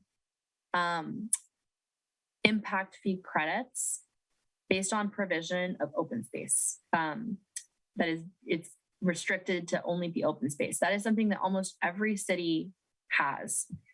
But this is the only city that I've ever seen propose trees and seats. So for example, if you look at Daly City, and I'll give you the code section, the only types of things that they'll consider for this type of credit is children's play apparatus, landscaped park and quiet areas, family picnic area, game court area, turf playfield, swimming pool or hot tub, recreation center building. And that's very consistent. So that's 16.30.80. That is very consistent with the way this is written in almost every city that I've seen a private open space credit. There's also typically a qualification of 50%, but I think we could probably save that for the ordinance. I just don't think that we should let people have a credit to impact fees that the city really needs for such minimal provisions. I don't know if that needs more discussion, but I'll just keep going unless someone stops me. 5-12, DS6. I appreciate the change to the landscape setback that helps clarify the ground level residential design standard. I still don't know what right across the street trees means. So we'll provide landscape setbacks with low attractive hedges and flowering shrubs right across the street trees. I think that language probably just needs to be removed unless there's a clarification. Like what was the intention with that? I think the intent can kind of be summed up in this picture here, like the landscaping has to be parallel to where the street trees are going along Palmetto. Okay. I mean, I would think, and maybe I'm misunderstanding what the intention is, but I would think it would be the opposite, where you would have behind back of curb, you would have your trees or your shrubs offset from the street trees so that there was consistent landscape weaving back and forth beyond the sidewalk. I'm tempted to just remove the language and leave it up to staff on a project by project basis. Mr. Murdoch, what do you think? Yeah, I'm still reading the language, trying to understand, what the clear intent might be.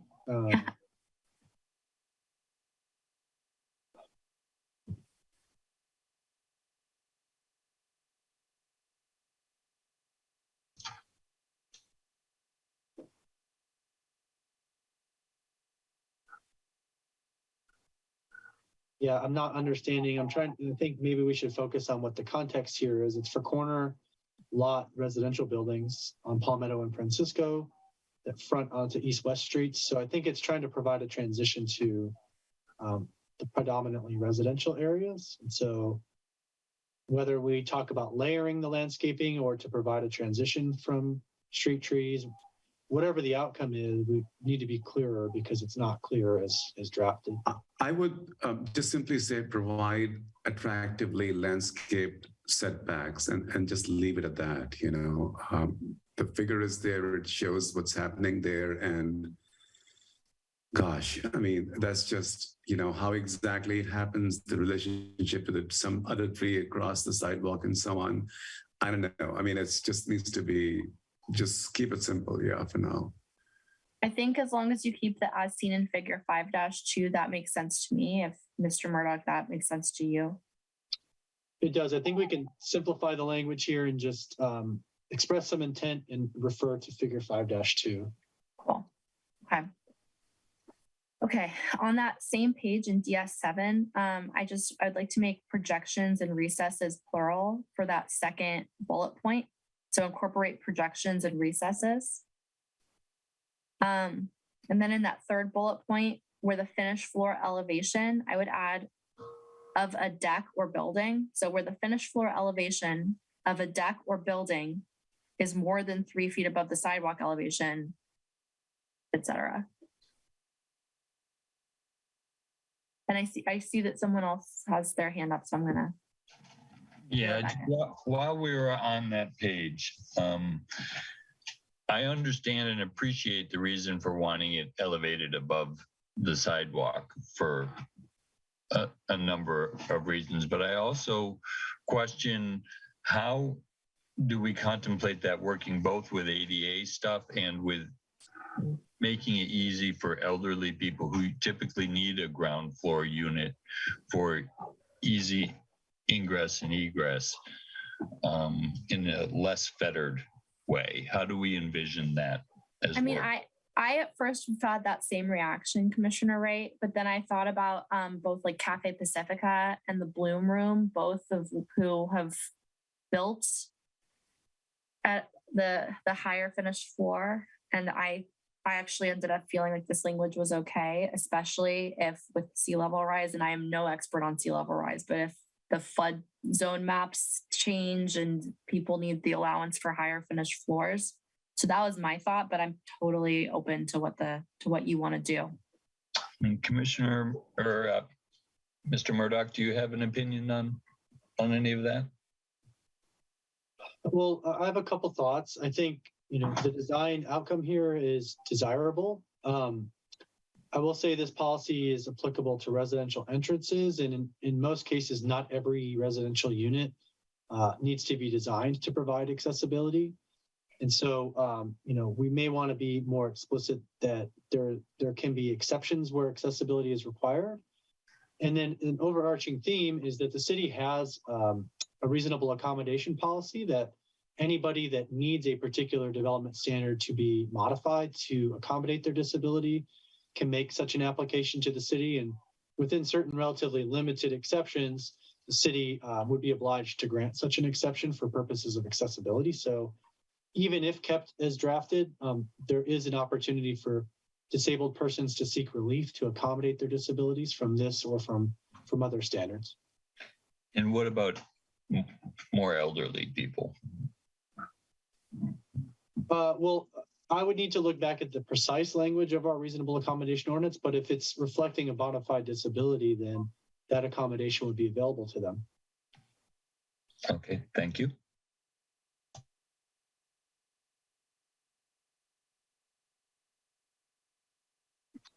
Commissioner Hauser, did you want to keep going? Yes. Okay, let's see.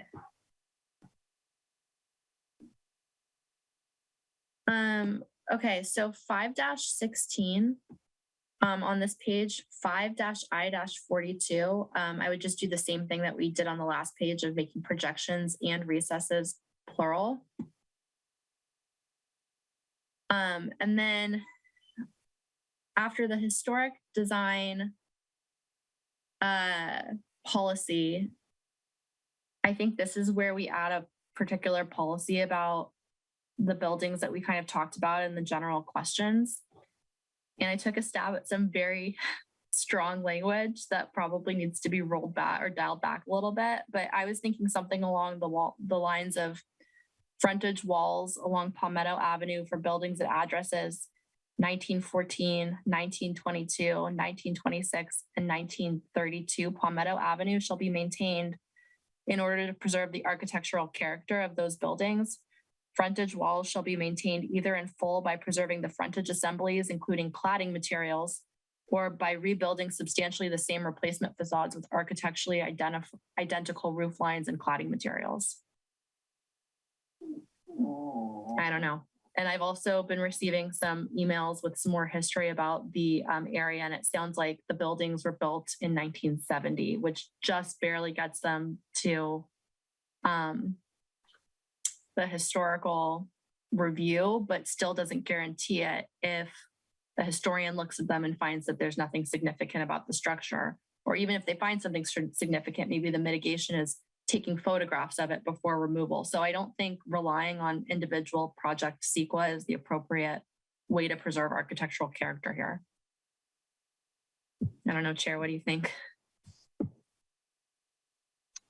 I think your draft policy is very prescriptive. But I think it's good that we're having this discussion. I mean, one thing that I'm starting to think about, I'm trying to visualize all the development that we're talking about doing on either side of those specific lots. Are we going to run into a scale issue where, we have 45-foot buildings on either side? And I'm just picturing the Pixar movie House, where there's just the tiniest little structure next to like really big buildings. And I don't know if that's going to be problematic. Yeah. I don't mention that to say that, we should change these beautiful buildings that really contribute the character to Palmetto Avenue that is really cute. I mean, my thought process here was based on what staff had said about the lots being deep, so that maybe at the frontage, the facade stays in place, but as there's that step back, or as you go back in the lot, you can get some of that additional height. But Commissioner Wright is a construction expert. I'm sure he's got something to say. I do have something to say. However, it's probably not in the direction that you're thinking. You had mentioned some very specific addresses, and that was thinking for the right now. And I think this plan, judging from what happened with the last plan and how long it stayed in force, we may actually need to think on a longer time horizon. So if we just separate out these others, there may come a point later when a future commission is looking at a proposed project on something that at that time would be very much the same way in feel and thought as the way we're thinking about these three buildings. at a later date that's not included. And by itemizing just those three, you're kind of handcuffing future commissions from being able to offer the same protections, for lack of a better word, for other properties. But I do like your idea of saving the facade or rebuilding it, because it did offer some flexibility. Also, saving the front portion, you could even use it like as an entryway going on to another big building. I like all those kind of thoughts. I probably haven't given it as much thought as I think I would like to. Could we, I appreciate the address. I completely understand the address thing. In 10 years or 15 years, you know, lots are merged or whatever it is. I totally see the point. I mean, is it something where we could ask staff to maybe consider it and come back with a recommendation? I'm on board with that. So we can certainly consider more of these points. I think hearing more about what the commission's looking to preserve would be helpful to me. I think just as a tool, in this particular instance, the historic resources component and historic preservation component probably are not the best tools to address this issue. If there's something unique about the scale or the architectural character that's complementary to the plan, we can craft a policy or policies to address that. I think we may need to have a deeper conversation about what the overall goal and objective is of Palmetto Avenue. These are very small and very small scale and very small floor area spaces. In many respects, these buildings would run counter to many of the other stated aspirations of the Sharp Park specific plan. These buildings, while charming, are not historical in their character, right? The 1970s construction, if true, you know, reflects that these probably were mimicking an earlier historical character or architectural design and are not historical in and of themselves. Again, if that's true, I don't know the facts on the construction date. So I think there's a deeper conversation. We can come up with policies to achieve what the commission wants, but is that in furtherance of the overall Sharp Park specific plan and goals for Palmetto Avenue? I'm not convinced of that right now. Yeah, I think I'm drawing a distinction between historic and beloved. And it's the same way, you know, in this area we call, like, I just remember Sue DeGree saying all the time that this was like a historic area, even though there is no formal you know, there is not on a national register or anything like that. Like there's something to that. And so my thought process here, you know, I harken back to a project that I worked on in Alameda where they determined that one wall of an industrial building with like a sawtooth shape on it was historical. And we incorporated it into this in a really cool way into a high density residential project. There are ways to do this. So I think what the member of the public was striving for, although I don't want to speak for the public, I think what I'm positing is that there's a way to build at the density and the scale that staff wants to, while still incorporating some of this really beloved architecture that's been on this street for 50 years. Charm. Yeah.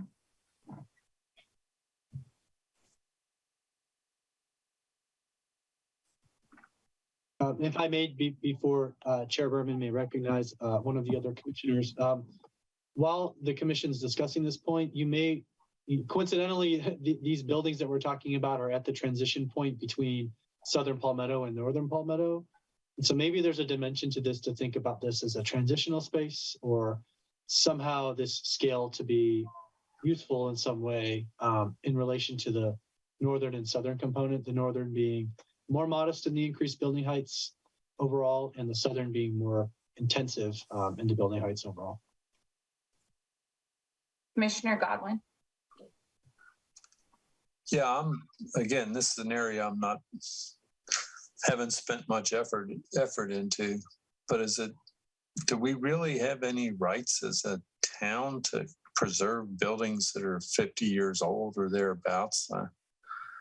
I was wondering if Ms. Sharma could tell me about a bit about the legal aspect of attempting to limit the use or even keep these buildings that are, you know, not particularly old, and they may be quite attractive, but, you know, there may be a much better use for the lots by the owner. Can you elaborate on what rights we have and how far we're drifting from a city plan? Sure, Commissioner. So from what I'm hearing from the discussion, I think I'm not hearing that we're restricting the use to this, although no developer has or no property owner has a vested right in some zoning classification. But what I'm hearing is more aesthetic and design features and not really related to the use. And so as far as that's concerned, that doesn't raise any legal issues as far as I'm aware. Thanks.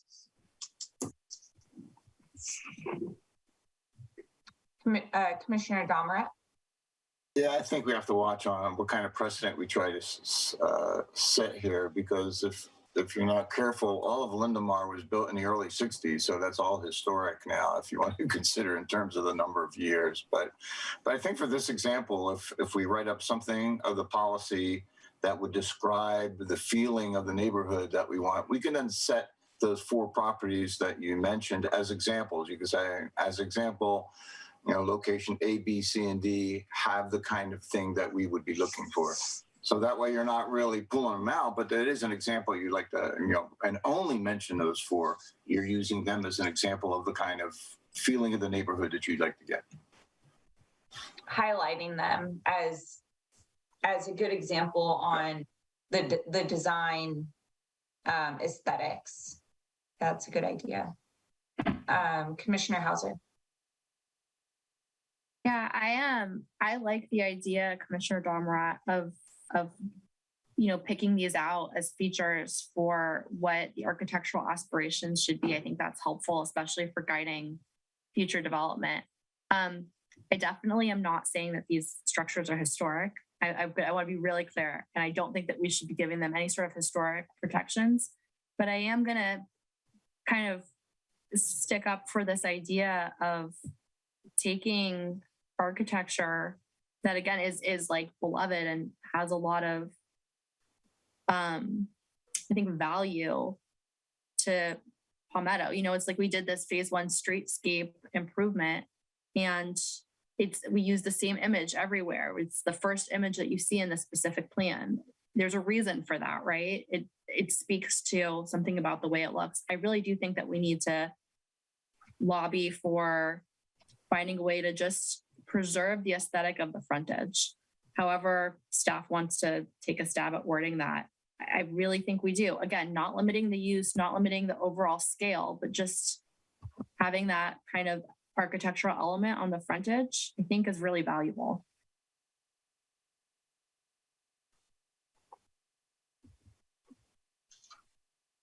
Commissioner Wright?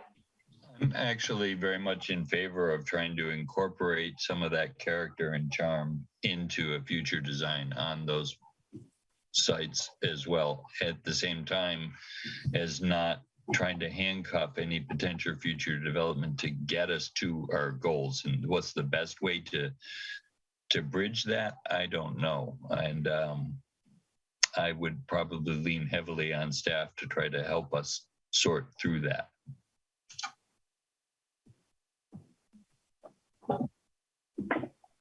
Right. So I think some ideas that come to mind for me is to perhaps see if we could sketch up, you know, a perspective or two of how sort of more traditional development consistent with the overall themes of the specific plan might be able to be incorporated while retaining some of the small scale at the front of the site.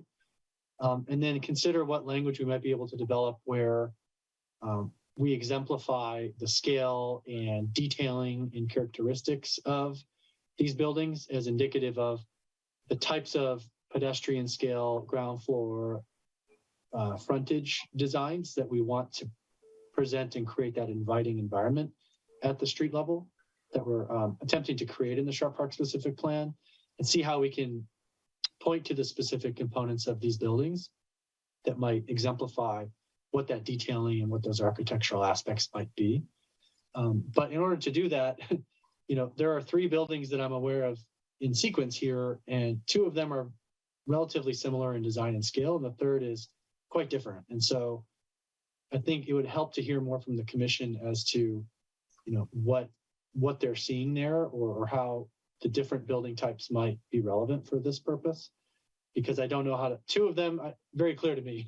The third one, maybe not so much. And so I think I need some further guidance. The third one meaning the one on the corner that doesn't have the wood cladding? No, that's a good question. No, the third building that has sort of the stepped facade in front. The old California Victorian? That's generous, I think. The on the corner with the steep pitched roofs, those are, I think, relatively easy to understand for me. I need to hear more about what's desirable or instructive to other designs based on the third building that's not with the pitched roof. Wish we could have a field trip.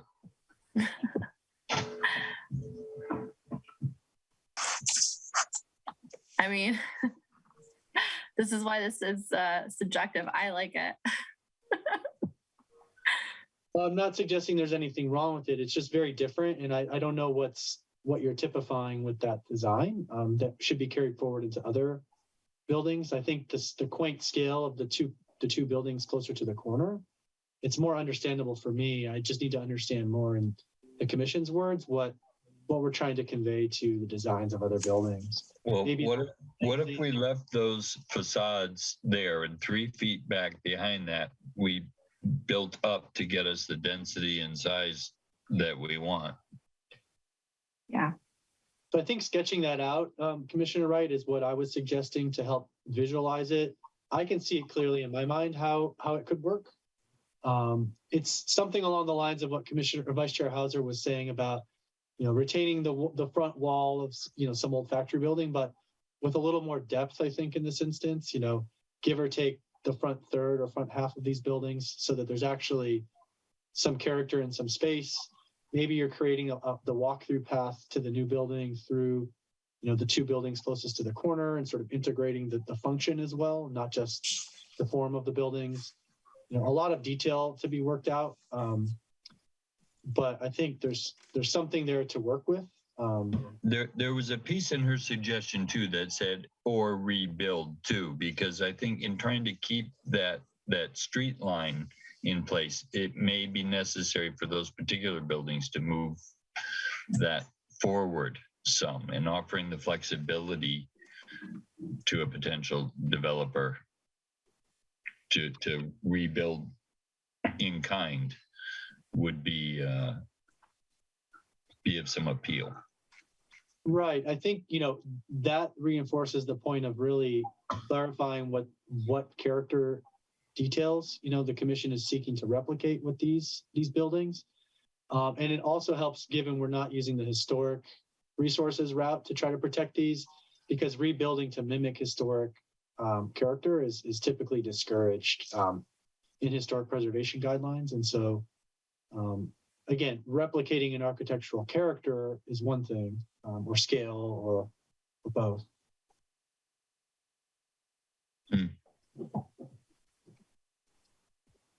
Okay. Well, I feel like Mr. Murdoch, do you feel like we've given enough conversation to this that we could come back with a... I think so. I'm just concerned that this is a sort of a whole new line of analysis that could push the commission beyond, the next meeting potentially, because it has a bunch of potential permutations that it could take. And so I think if we could spend another moment or two focusing the commission's intent more, that might minimize the opportunity for loose ends, if you will, when we come back next time. Yeah, I mean, go ahead. Well, no, you go ahead. No, I was just gonna say the way Commissioner Wright described it was like exactly what I was thinking about, which is this idea that the front facade was maintained. You know, maybe not the colors. Like I don't think the colors are that important, but I do think like the form and the siding material and the window. I mean, the projections of the bay windows on the one that you were describing. Mr. Murdoch, kind of trying to attack this at a different angle. I know over the past couple of years, the commission has reviewed some historic buildings that were preserved or relocated. One of which is the City Hall development.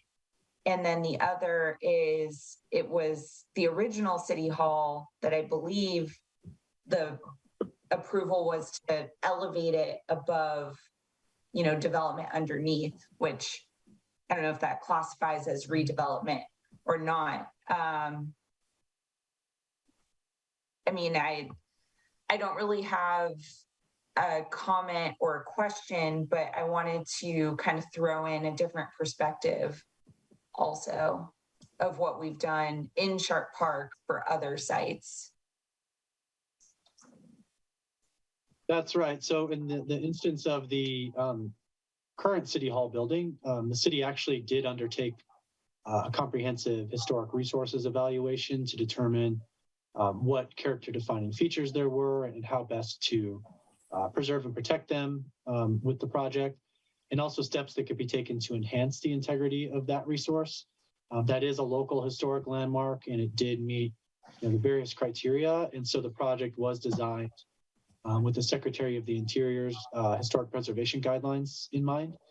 The other project you mentioned on Paloma, the property owner, made reference to the past historic importance of that building, but it didn't, to my knowledge, meet any of the criteria given how much it had changed, the location had changed, and the relatively minor historical context of that building. And so it wasn't specifically a historic resource for purposes of the project review. Both of those are examples of how the historic resources approach can and cannot be beneficial for purposes of protecting a resource. In this case, I think for these three buildings, it's likely not to be the best approach, even if the technical requirements, or at least the minimum eligibility requirements, I'll say, could be met based on the building's ages. And just, I guess, lastly, as Vice Chair Hauser pointed out, in any case, the historic resources component as an environmental consideration is not conclusive or determinative entirely. It just simply indicates a potential environmental impact that may require mitigation, and that can take a variety of forms that don't always necessarily preserve the building. And so coming at it from some other route might provide a more direct and objective way to achieve the desired outcome. I guess to help invoke discussion, just to give staff inspiration and direction, I'm just going to list out the things that I like. And I'm going to preface this with, I'm not an architect, so this is probably going to be very rudimentary. I like the materials. I think it reminds me of the coast. Even the small building plan left, so further south, it reminds me of like a coastal town with the siding. And although they don't all have the same A-frame, they all kind of come to like a tip at the top, and that's kind of aesthetically nice when you look at it from here. I like the vibrant contrast of the trim. That might be a personal preference.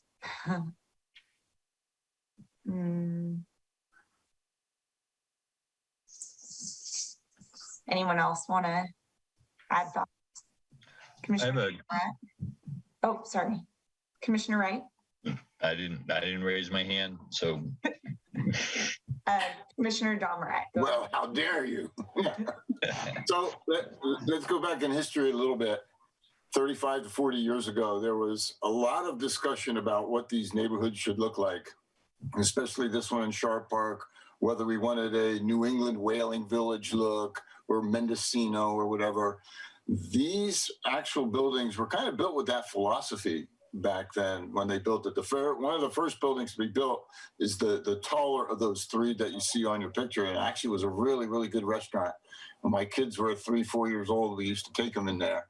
But then those other two got built. And it was that philosophy where nobody really decided what Sharp Park was going to look like, but a lot of people aimed toward that kind of coastal, Cayucas, Carmel kind of look was. And so I think those two buildings were built with that philosophy back then. So, and if that's the philosophy we want to go, well, that's what we ought to be trying to tell people and promoting that kind of architecture.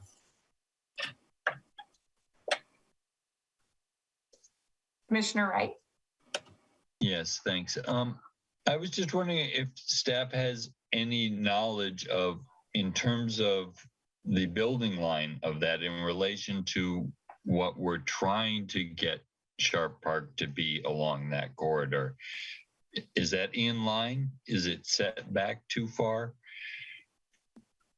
How is that oriented?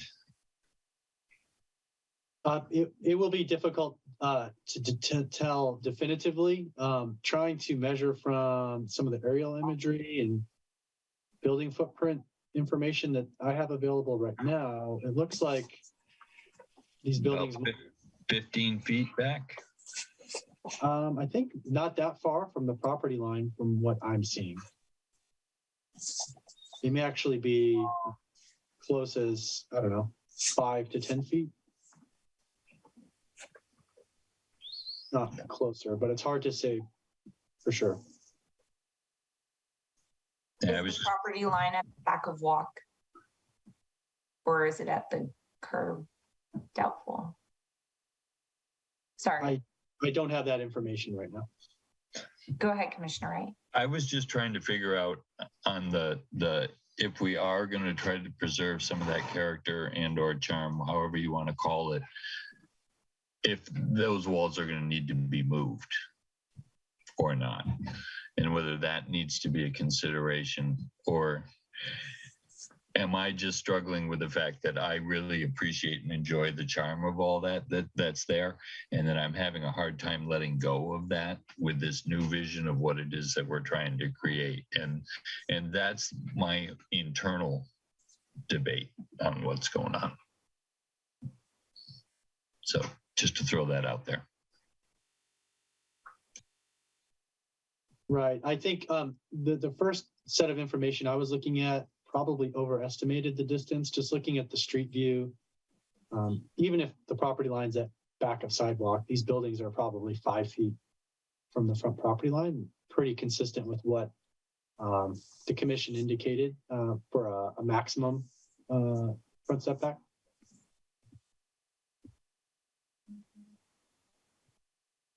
Thank you. So potentially it would not involve the relocation of those walls if we wanted to attempt something to preserve that character.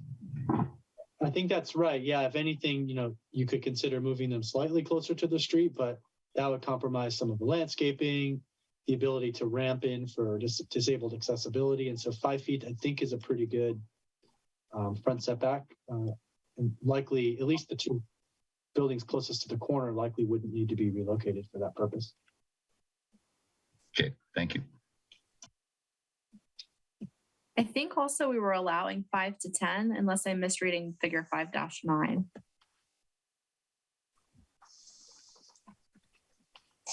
Yeah, front in MUC at table 5-1, 5 foot setback, 10 foot max. So I think it's right in there.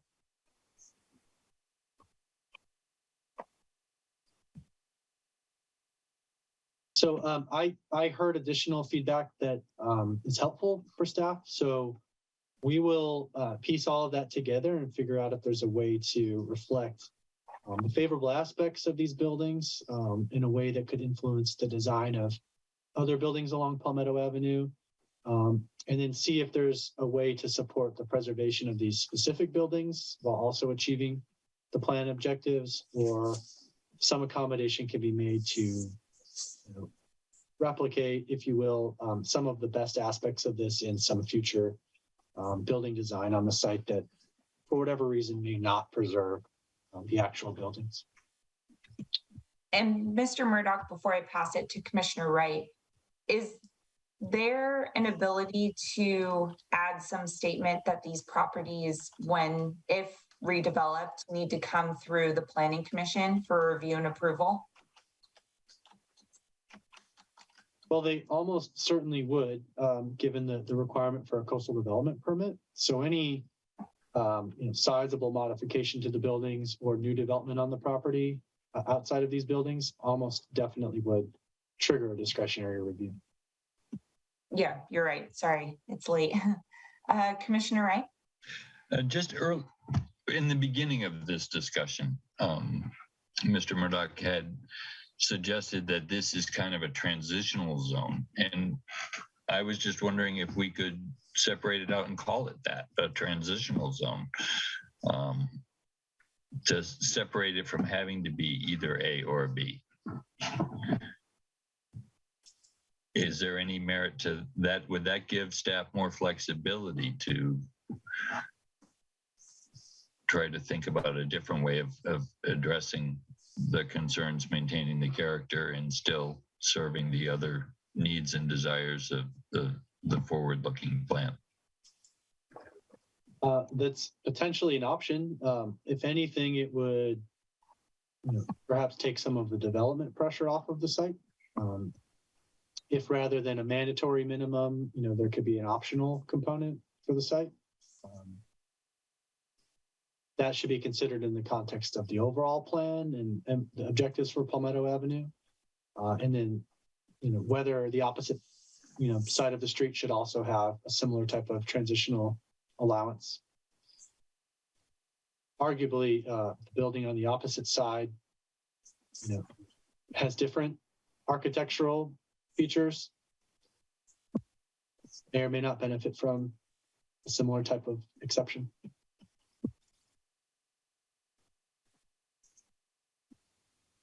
Wow, sticky wicket. If anything, one way to distinguish between the two corners is, the open feel that you may want from that San Jose corridor going towards the coast. And so maybe that's a visual focal point, right? The change in density or height that might result on this particular corner that we've been spending a lot of time discussing.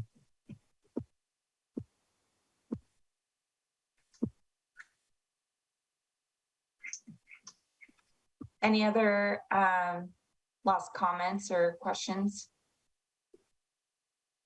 Okay. So Mr. Murdoch, it sounds like you have some direction.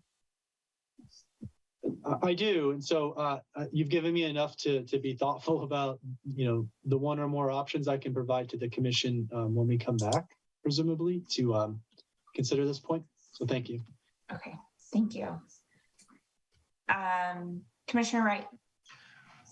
When you provide us with like some A or B choices, would that limit us? Would that stop us from potentially being able to come to a vote on the Sharp Park plan at the next meeting? Or do you think that you would be able to fine tune your A, B, or if it's ABC, whatever it is, succinctly enough that we would be able to bring this to a vote, or will this stall us? So Commissioner Wright, that's precisely the concern I expressed, is that this is a new line of analysis that the commission has asked for. So staff will do its best to be precise and to try to hit the mark in terms of the commission's intent, but ultimately we won't know that until we come back with options for the commission. And so the clearest way towards a potential adoption would be not to explore this, but it sounds like it's important to the commission. And so it's a risk that we'll need to take, I think, to try to get the document to where it needs to be. Thank you. All right. Shall we pass it back to Commissioner Hauser? Did you have additional? I'm done for the chapter. Okay. Does anyone else have questions or comments for this chapter?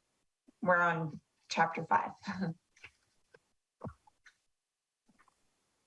I just have one on packet page 101. It's document page 5-22, table 5-1. Last meeting, I mentioned making an addition to the footnote about projections and adding in existing trees. So my proposal would be projection should not interfere with necessary public infrastructure, such as lampposts, existing trees, or other utility poles. Or I guess you could reorder those to make more sense, but just adding in existing trees. That's all I have for this chapter. Does the commission have kind of a consensus on what we discussed? All right, looks like we do. Okay, moving on to chapter 6 then.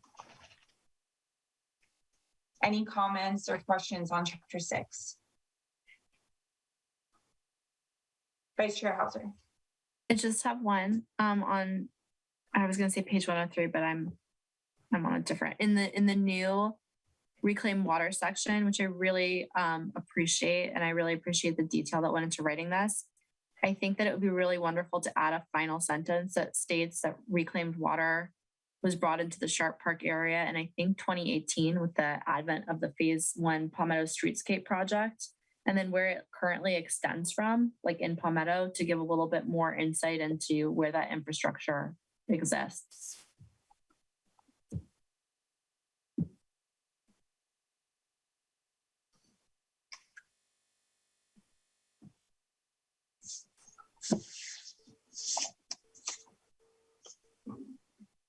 Mr. Murdoch, did you get that? Do you have any question on it? Or what I heard was in the reclaimed water section, add specific mention to the year in which reclaimed water was brought to Palmetto with the Streetscape project, and then provide some additional explanation as to where that infrastructure exists along Palmetto.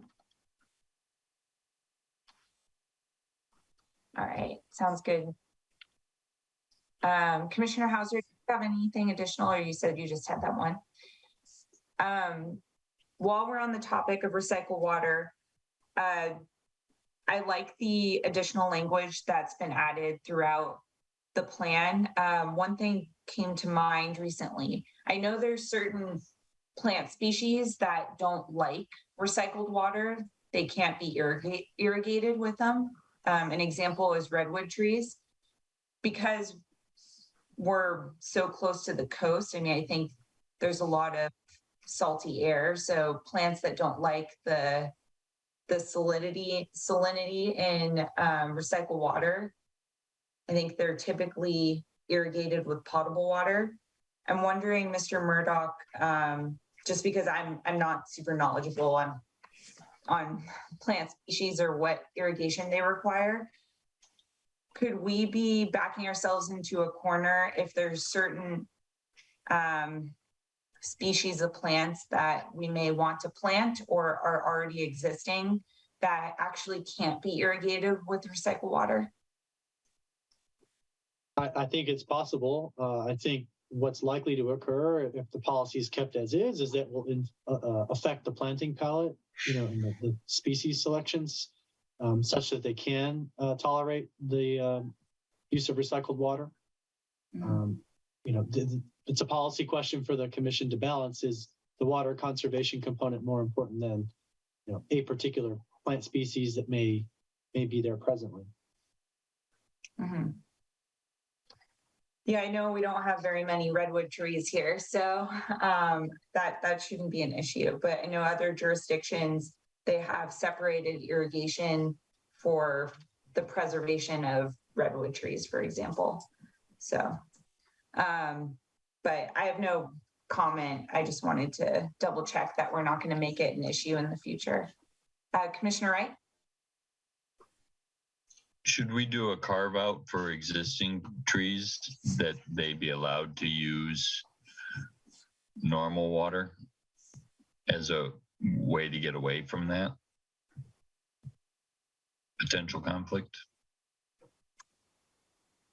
I'm not opposed to that. I'm not super familiar with different tree species, but I'm pretty sure most of the existing ones that we have in Pacifica, I believe they're okay with recycled water. Commissioner Hauser? I'm going to go out on a limb because I was so involved with the phase 1 of the Palmetto Streetscape project. I'm going to ask Mr. Marquez to correct me if I'm wrong, but I don't think there are any existing trees currently irrigated by the city.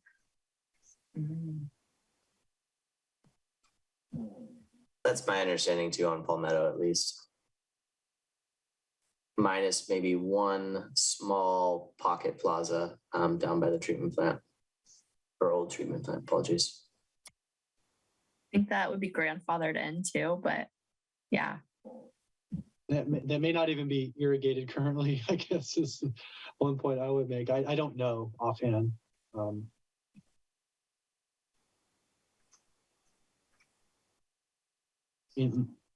For the commission's confirmation, obviously, it would seem to me that the compelling, environmental interest to preserve water, potable water in particular, might really drive this policy consideration. On top of that, from a practical standpoint, if you start adding in exceptions or requirements, it could actually add cost and complexity to irrigation systems. That keeping it simple and straightforward, to use the recycled water might be the beneficial approach. And I guess hypothetically speaking, if there were some lot somewhere that had a really special existing tree that was in good health, and the arborist said that you can't irrigate it with recycled water, I'd imagine the city would make a specific exception for that based on the arborist's recommendation. Or am I wrong to assume that?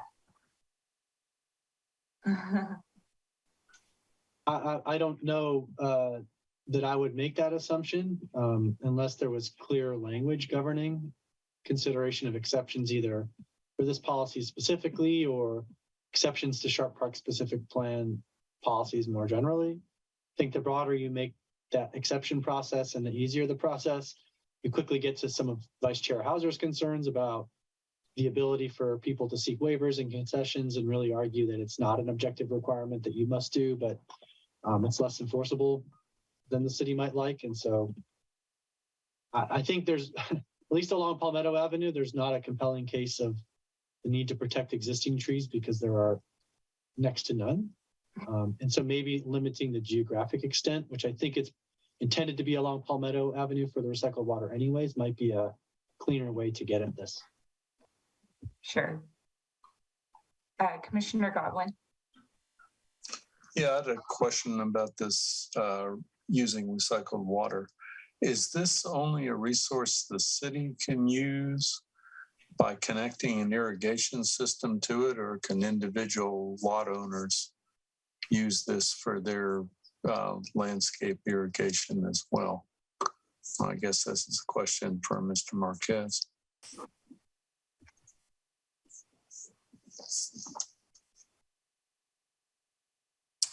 I'm actually not aware of if it is available for residential use or not. I do know the golf course, of course, uses it, and the city for some uses, but I do not know on the private side if it is or not. Yeah, I know you can go to the water district office and they will give you 100 gallons of recycled water for use in landscaping. It's not real practical as a solution, but I was just wondering if people in that neighborhood were able to do that. So I can figure that out another way. Thanks. Oceana High School also uses recycled water for irrigation. Mm-hmm. Yeah, I knew there were some bigger sites that did. Commissioner, I don't Beckman, I would draw your attention to packet page 114, policy 6-I-13. Indicates where purple pipe is accessible to new development, require the use of recycled water for irrigation where authorized by the North Coast County Water District. And so that provides some flexibility, to use it where private parties may be allowed to use it, but to not require its use where the water district would not allow a private party to connect, for example. Right. And I think as of right now, no private parties are allowed. Just curious if my understanding was incorrect. It sounds like I need to do some more research on that myself. Thanks.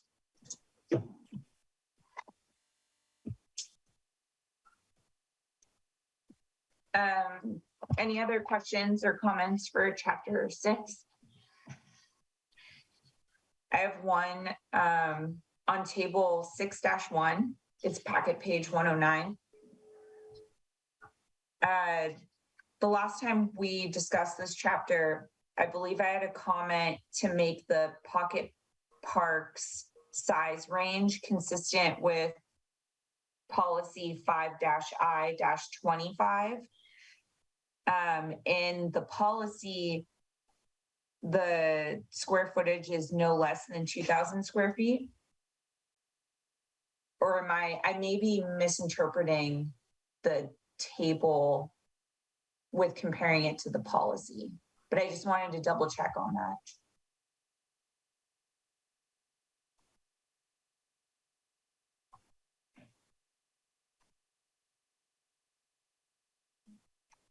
If the lower range for table 6-1, if it should be 2,000 instead of 2,500. And it's pocket parks is the row.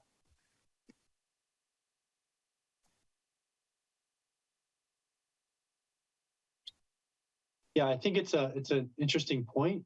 I think there's the distinction between the public park standards, which are referenced here in table 6-1, and the potential for that private pocket park under different circumstances, right, in conjunction with development, for example. And so I think the commission could distinguish or seek to make them consistent. I would need to check back at what specifically the general plan shows and make sure that we're consistent with that, and then change whichever standard is not consistent. So this table is from the general plan standards. Okay, I don't have a personal preference. I just wanted to make sure that it was consistent with whatever it needs to be consistent with. Sure, I think it's, in my opinion, fine to keep the private pocket park able to be distinguished. I think the extra 500 square feet on those sites along Palmetto Avenue, for example, might be hard to achieve. But in any case, it's no less than 2,000 square feet. So they could achieve 2,500 potentially. Yep. Yeah, and no reason to change the table either. Okay. Then that's all I had on chapter 6. Anyone else on chapter 6 or any go backs for staff? All right. Do we have a consensus on chapter 6? Does everyone kind of agree with what we discussed? Looks like we all do. All right. Yeah. Thank you. Chapter 7. Questions, comments on chapter 7?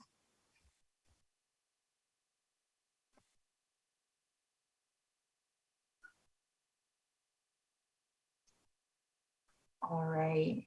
Not seeing any hands. I do not have any questions or comments. Okay. So no additional comments on chapter 7. Does everyone agree? Yes. Okay. Chapter 8. Questions, comments?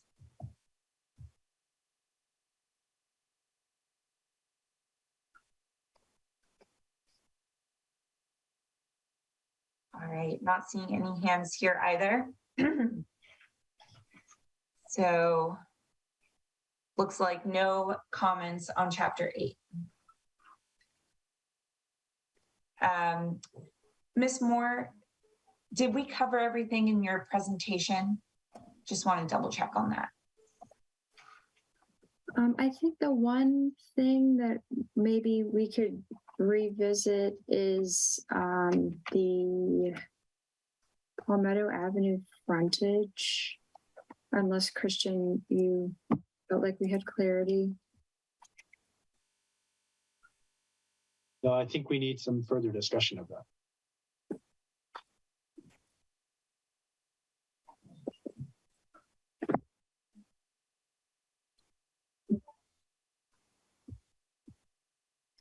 So this is really about the how to incorporate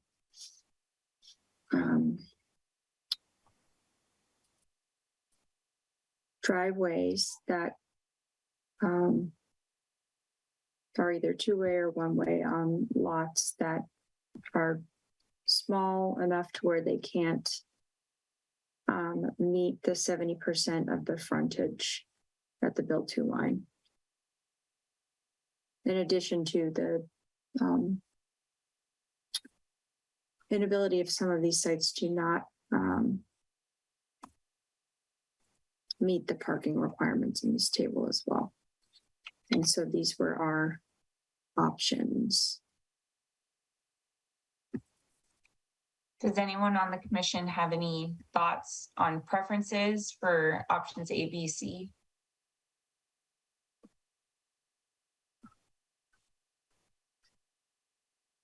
Not seeing any hands. I guess I could lead off the discussion. My initial reaction is I prefer option A.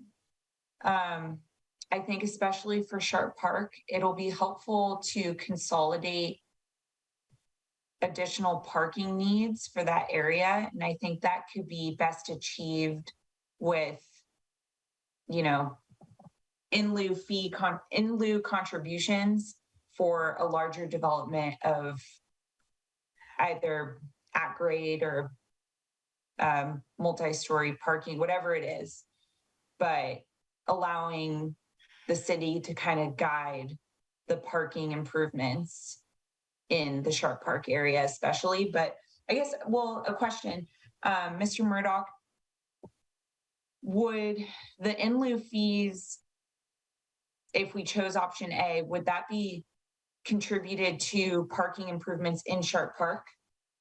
Or will it go into the pot of citywide parking improvements? The fee in question here is for the Sharp Park specific plan area only. And so those improvements would need to be related to off-street parking improvements within the planning area. Okay. Commissioner Hauser. This may not be like a fruitful recommendation, but part of me thinks that like there should be a site specific, like this is so specific that instead of determining one of the options, what if we just left it in the hands of the planning director to come up with whichever one of these options made the most sense? Maybe that's too broad.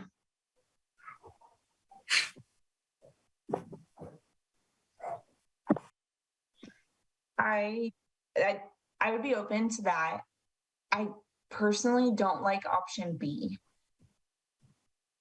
I feel like if a developer is going to be exempt from parking requirements, that they should pay a proportional in lieu fee.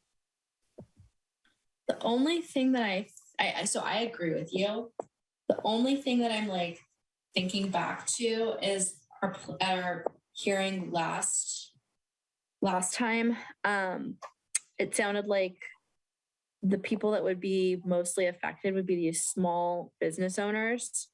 And I think, again, these are people who have really small lots. So maybe the same group that would be affected that maybe couldn't. I mean, Mr. Murdoch, how was a parking space like $42,000? I can't remember what the fee is. It's in that range and it's indexed to be increased. Now, my read of the fee resolution is not that it's mandatory to pay the full amount in every case. The city council can decide, and they can impose the fee up to the maximum allowable fee. So you should presume that it could potentially be the maximum, but it isn't necessarily. And so the commission could recommend instances where a reduced fee would have support in the specific plan, for example. Taking into account, for example, these are relatively small property owners.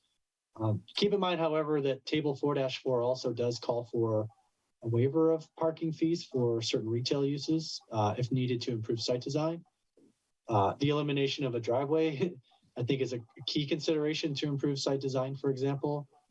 However, that doesn't address the potential parking associated with other than retail uses, such as residential uses in the mixed use configuration. And so we still probably would be considering in lieu fees, for example, or a waiver of residential parking requirements as well.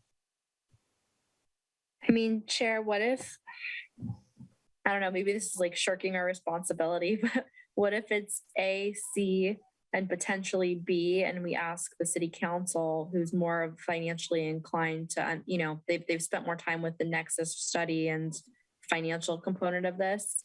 If we ask them to specifically provide the input because planning commission wasn't sure which direction they would want to go. I don't know. Let's ruminate on that. Commissioner Wright. I agree with you. I don't like option B particularly either. And we do pick up a half a parking spot by not having at least a driveway, a minimum of a half a parking spot for these smaller lots. It also serves as leverage for lot consolidation, which was one of staff's stated goals for a lot of these smaller lots. So at the same time, I do feel for the smaller business owners. And so it is difficult. I would be probably more in favor of just recommending A and C. And if city council decides they want to put B back in, they're pretty much going to do what they want to do anyway. So we can let them do that. I'll get on that bandwagon. Yeah, I'm there.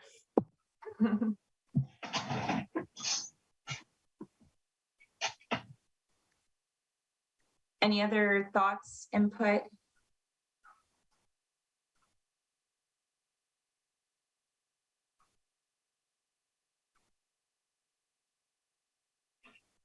So sounds like we may want to consider both options A and C. Mr. Murdoch, is that possible to work into the document? Were you going to put the at the discretion of Director Murdoch in there too?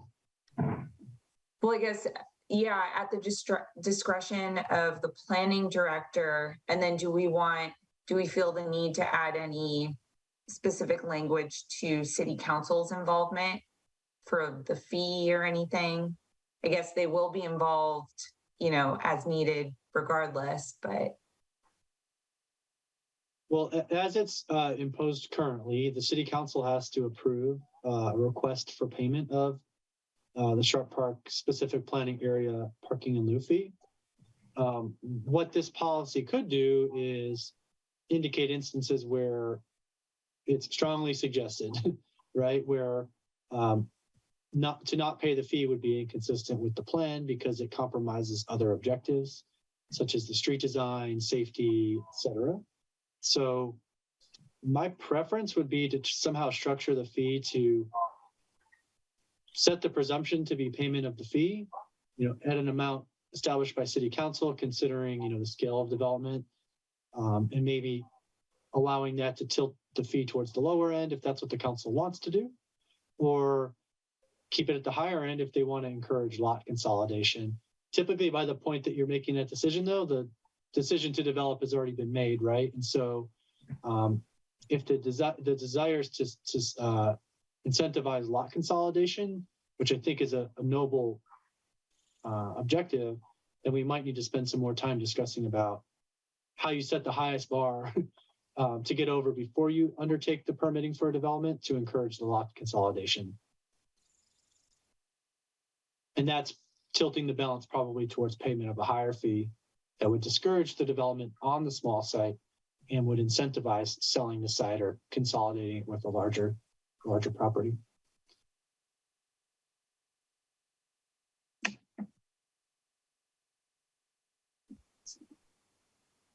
Commissioner Wright. And so, Acting Director Murdoch, would you say that it seems fair that one of those smaller lots should pay the same in lieu of fee as somebody who has a lot 3 times that size?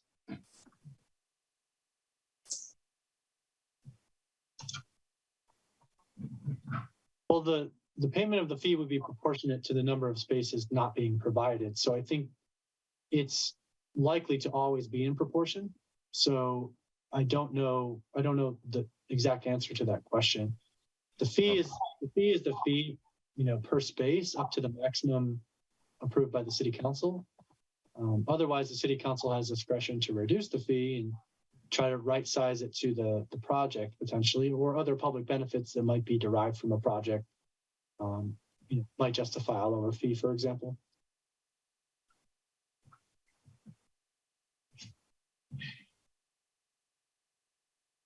I think to Chair Berman's point, the Sharp Park specific plan area, I think, needs some centralized parking facilities. And I think every dollar that the city can generate, through fee payment and other revenue streams to achieve that goal, I think is going to be an overall benefit to the specific plan area. Recognizing certainly that payment of those fees can be burdensome to individual property owners, it is really a question of how to achieve the greater good for visitors, for businesses, and for residents. And payment of the fee to provide centralized parking facilities is a very important objective in the plan, in my opinion. Commissioner Hauser. So if I'm understanding Director Murdoch correctly, what I think I'm hearing is that we need the money for the centralized parking facilities, and anybody who's paying the fee has to go to council anyway to determine exactly what percentage of the fee they're paying. And council could come back and say, we really want this use. You're paying 0% or you're paying 5% or something really small. So it kind of achieves the same point by picking A. I think that's right. So ultimately the city council can decide. So let's just hypothetically say that the specific plan required payment of the fee in these instances, then it would be up to the city council to use their judgment with all the factors being considered, what the appropriate fee is. They could say $1 per space, right? If there was some overriding public benefit, from the use being proposed, or they could say maximum. That would be at the discretion of the council, and it would be anyways, regardless of what the planning commission, was to specify in this. Right. Okay. I mean, that seems to make sense. I apologize. Putting great weight on option A might be the right way to get the most flexible outcome and maybe the most beneficial outcome for the Sharp Park specific plan area, and leave that decision with the body that has the best judgment to decide, which is the city council, weighing all of the relevant factors. Okay. Well, that's where I was going anyway with this idea that we would just kick it up to council for their opinion. So, okay. I'm flip-flopping around here, but now I'm on team A. Mr. Murdoch, so the parking in lieu money pot that the city would get to spend on centralized parking in the Sharp Park specific plan area, are the locations, and the city doesn't own very many lots, are the only possible locations for this centralized parking the public and semi-public lots at the moment?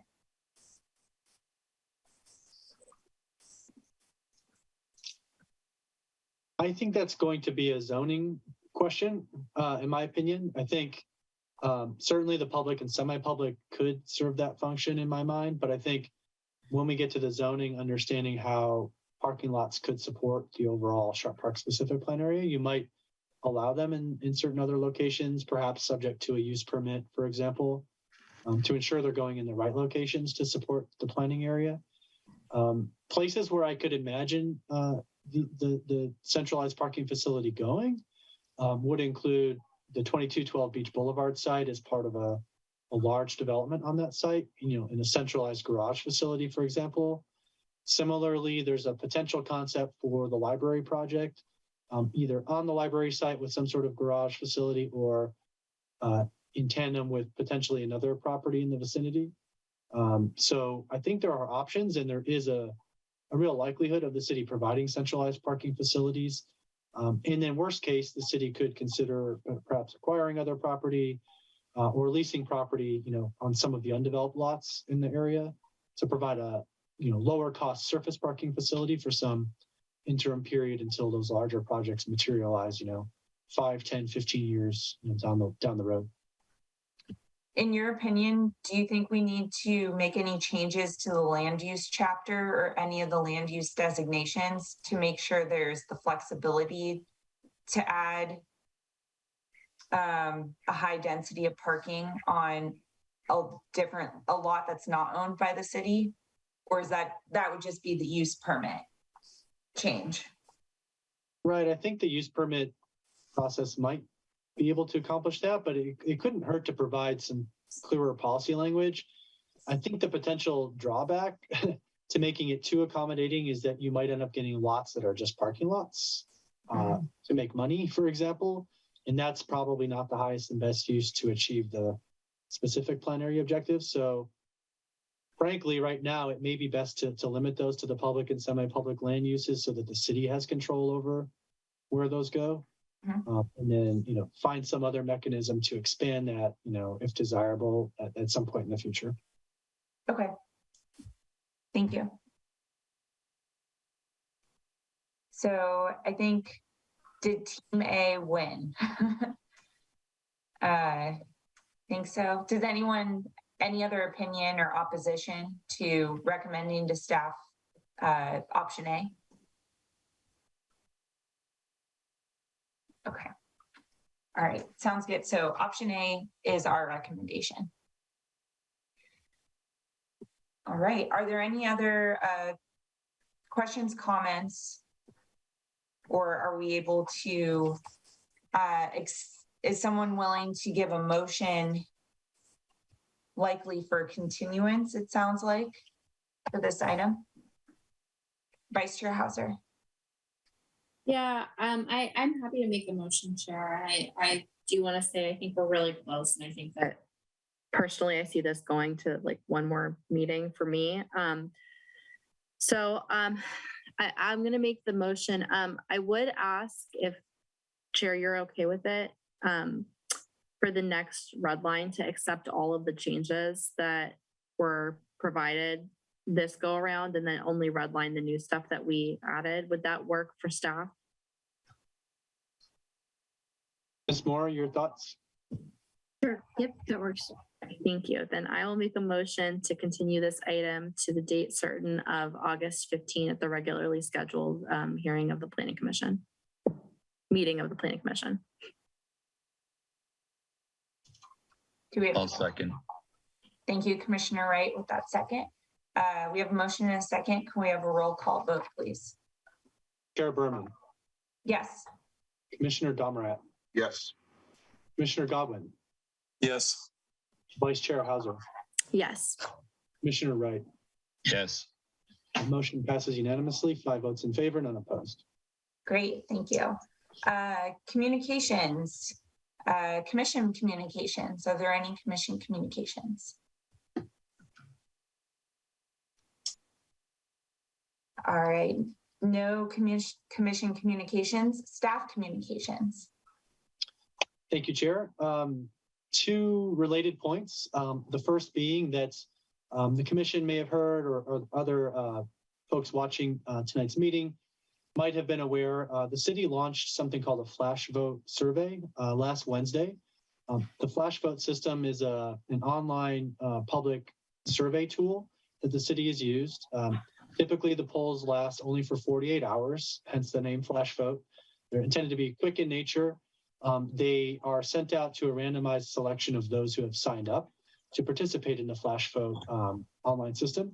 So for anybody that's interested, you can go to flashvote.com and sign up, indicate your address and answer a few simple questions, and you can become part of that polling group that the city uses from time to time. The flash vote that the city launched was asking questions about preferred methods of public engagement from the city to the community, part of the housing element update process. And so it wasn't a poll about substantive housing element policy questions. It was really preference questions for how folks would like to meet, in person, online, email options, online surveys, et cetera, to get a better sense of how the city can engage with the community on the housing element. And so the way that poll is conducted, it improves the statistical rigor of the survey results by using a randomized selection rather than simply folks who opt in to take a particular survey on a particular topic. The reason we did that was in part to prepare for the City Council's meeting of August 8th. As I mentioned earlier in the meeting, we will be bringing an item to the City Council to discuss the community engagement plan for the housing element update. And so for any folks that are interested in the housing element update and the community engagement process that the city's laying out, I encourage them to participate on August 8th and to provide their input during the public comment period. That's all I have. Thank you. Thank you, Mr. Murdoch, and thank you for you and your team setting that up. I think that is going to be very useful for the housing element, especially the flash vote. All right, before we jump into adjournment, I want to read the following statement. Anyone aggrieved by the action of the Planning Commission has 10 calendar days to appeal the decision in writing to City Council. If any of the above actions are challenged in court, issues which may be raised are limited to those raised at the public hearing or in written correspondence delivered to the city at or prior to the public hearing. Judicial review of any city administrative decision may be had only if a petition is filed with the court not later than the 90th day following the date upon which the decision becomes final. Judicial review of environmental determinations may be subject to a shorter time period for litigation, in certain cases 30 days following the date of final decision. And with that said, do we have a motion to adjourn?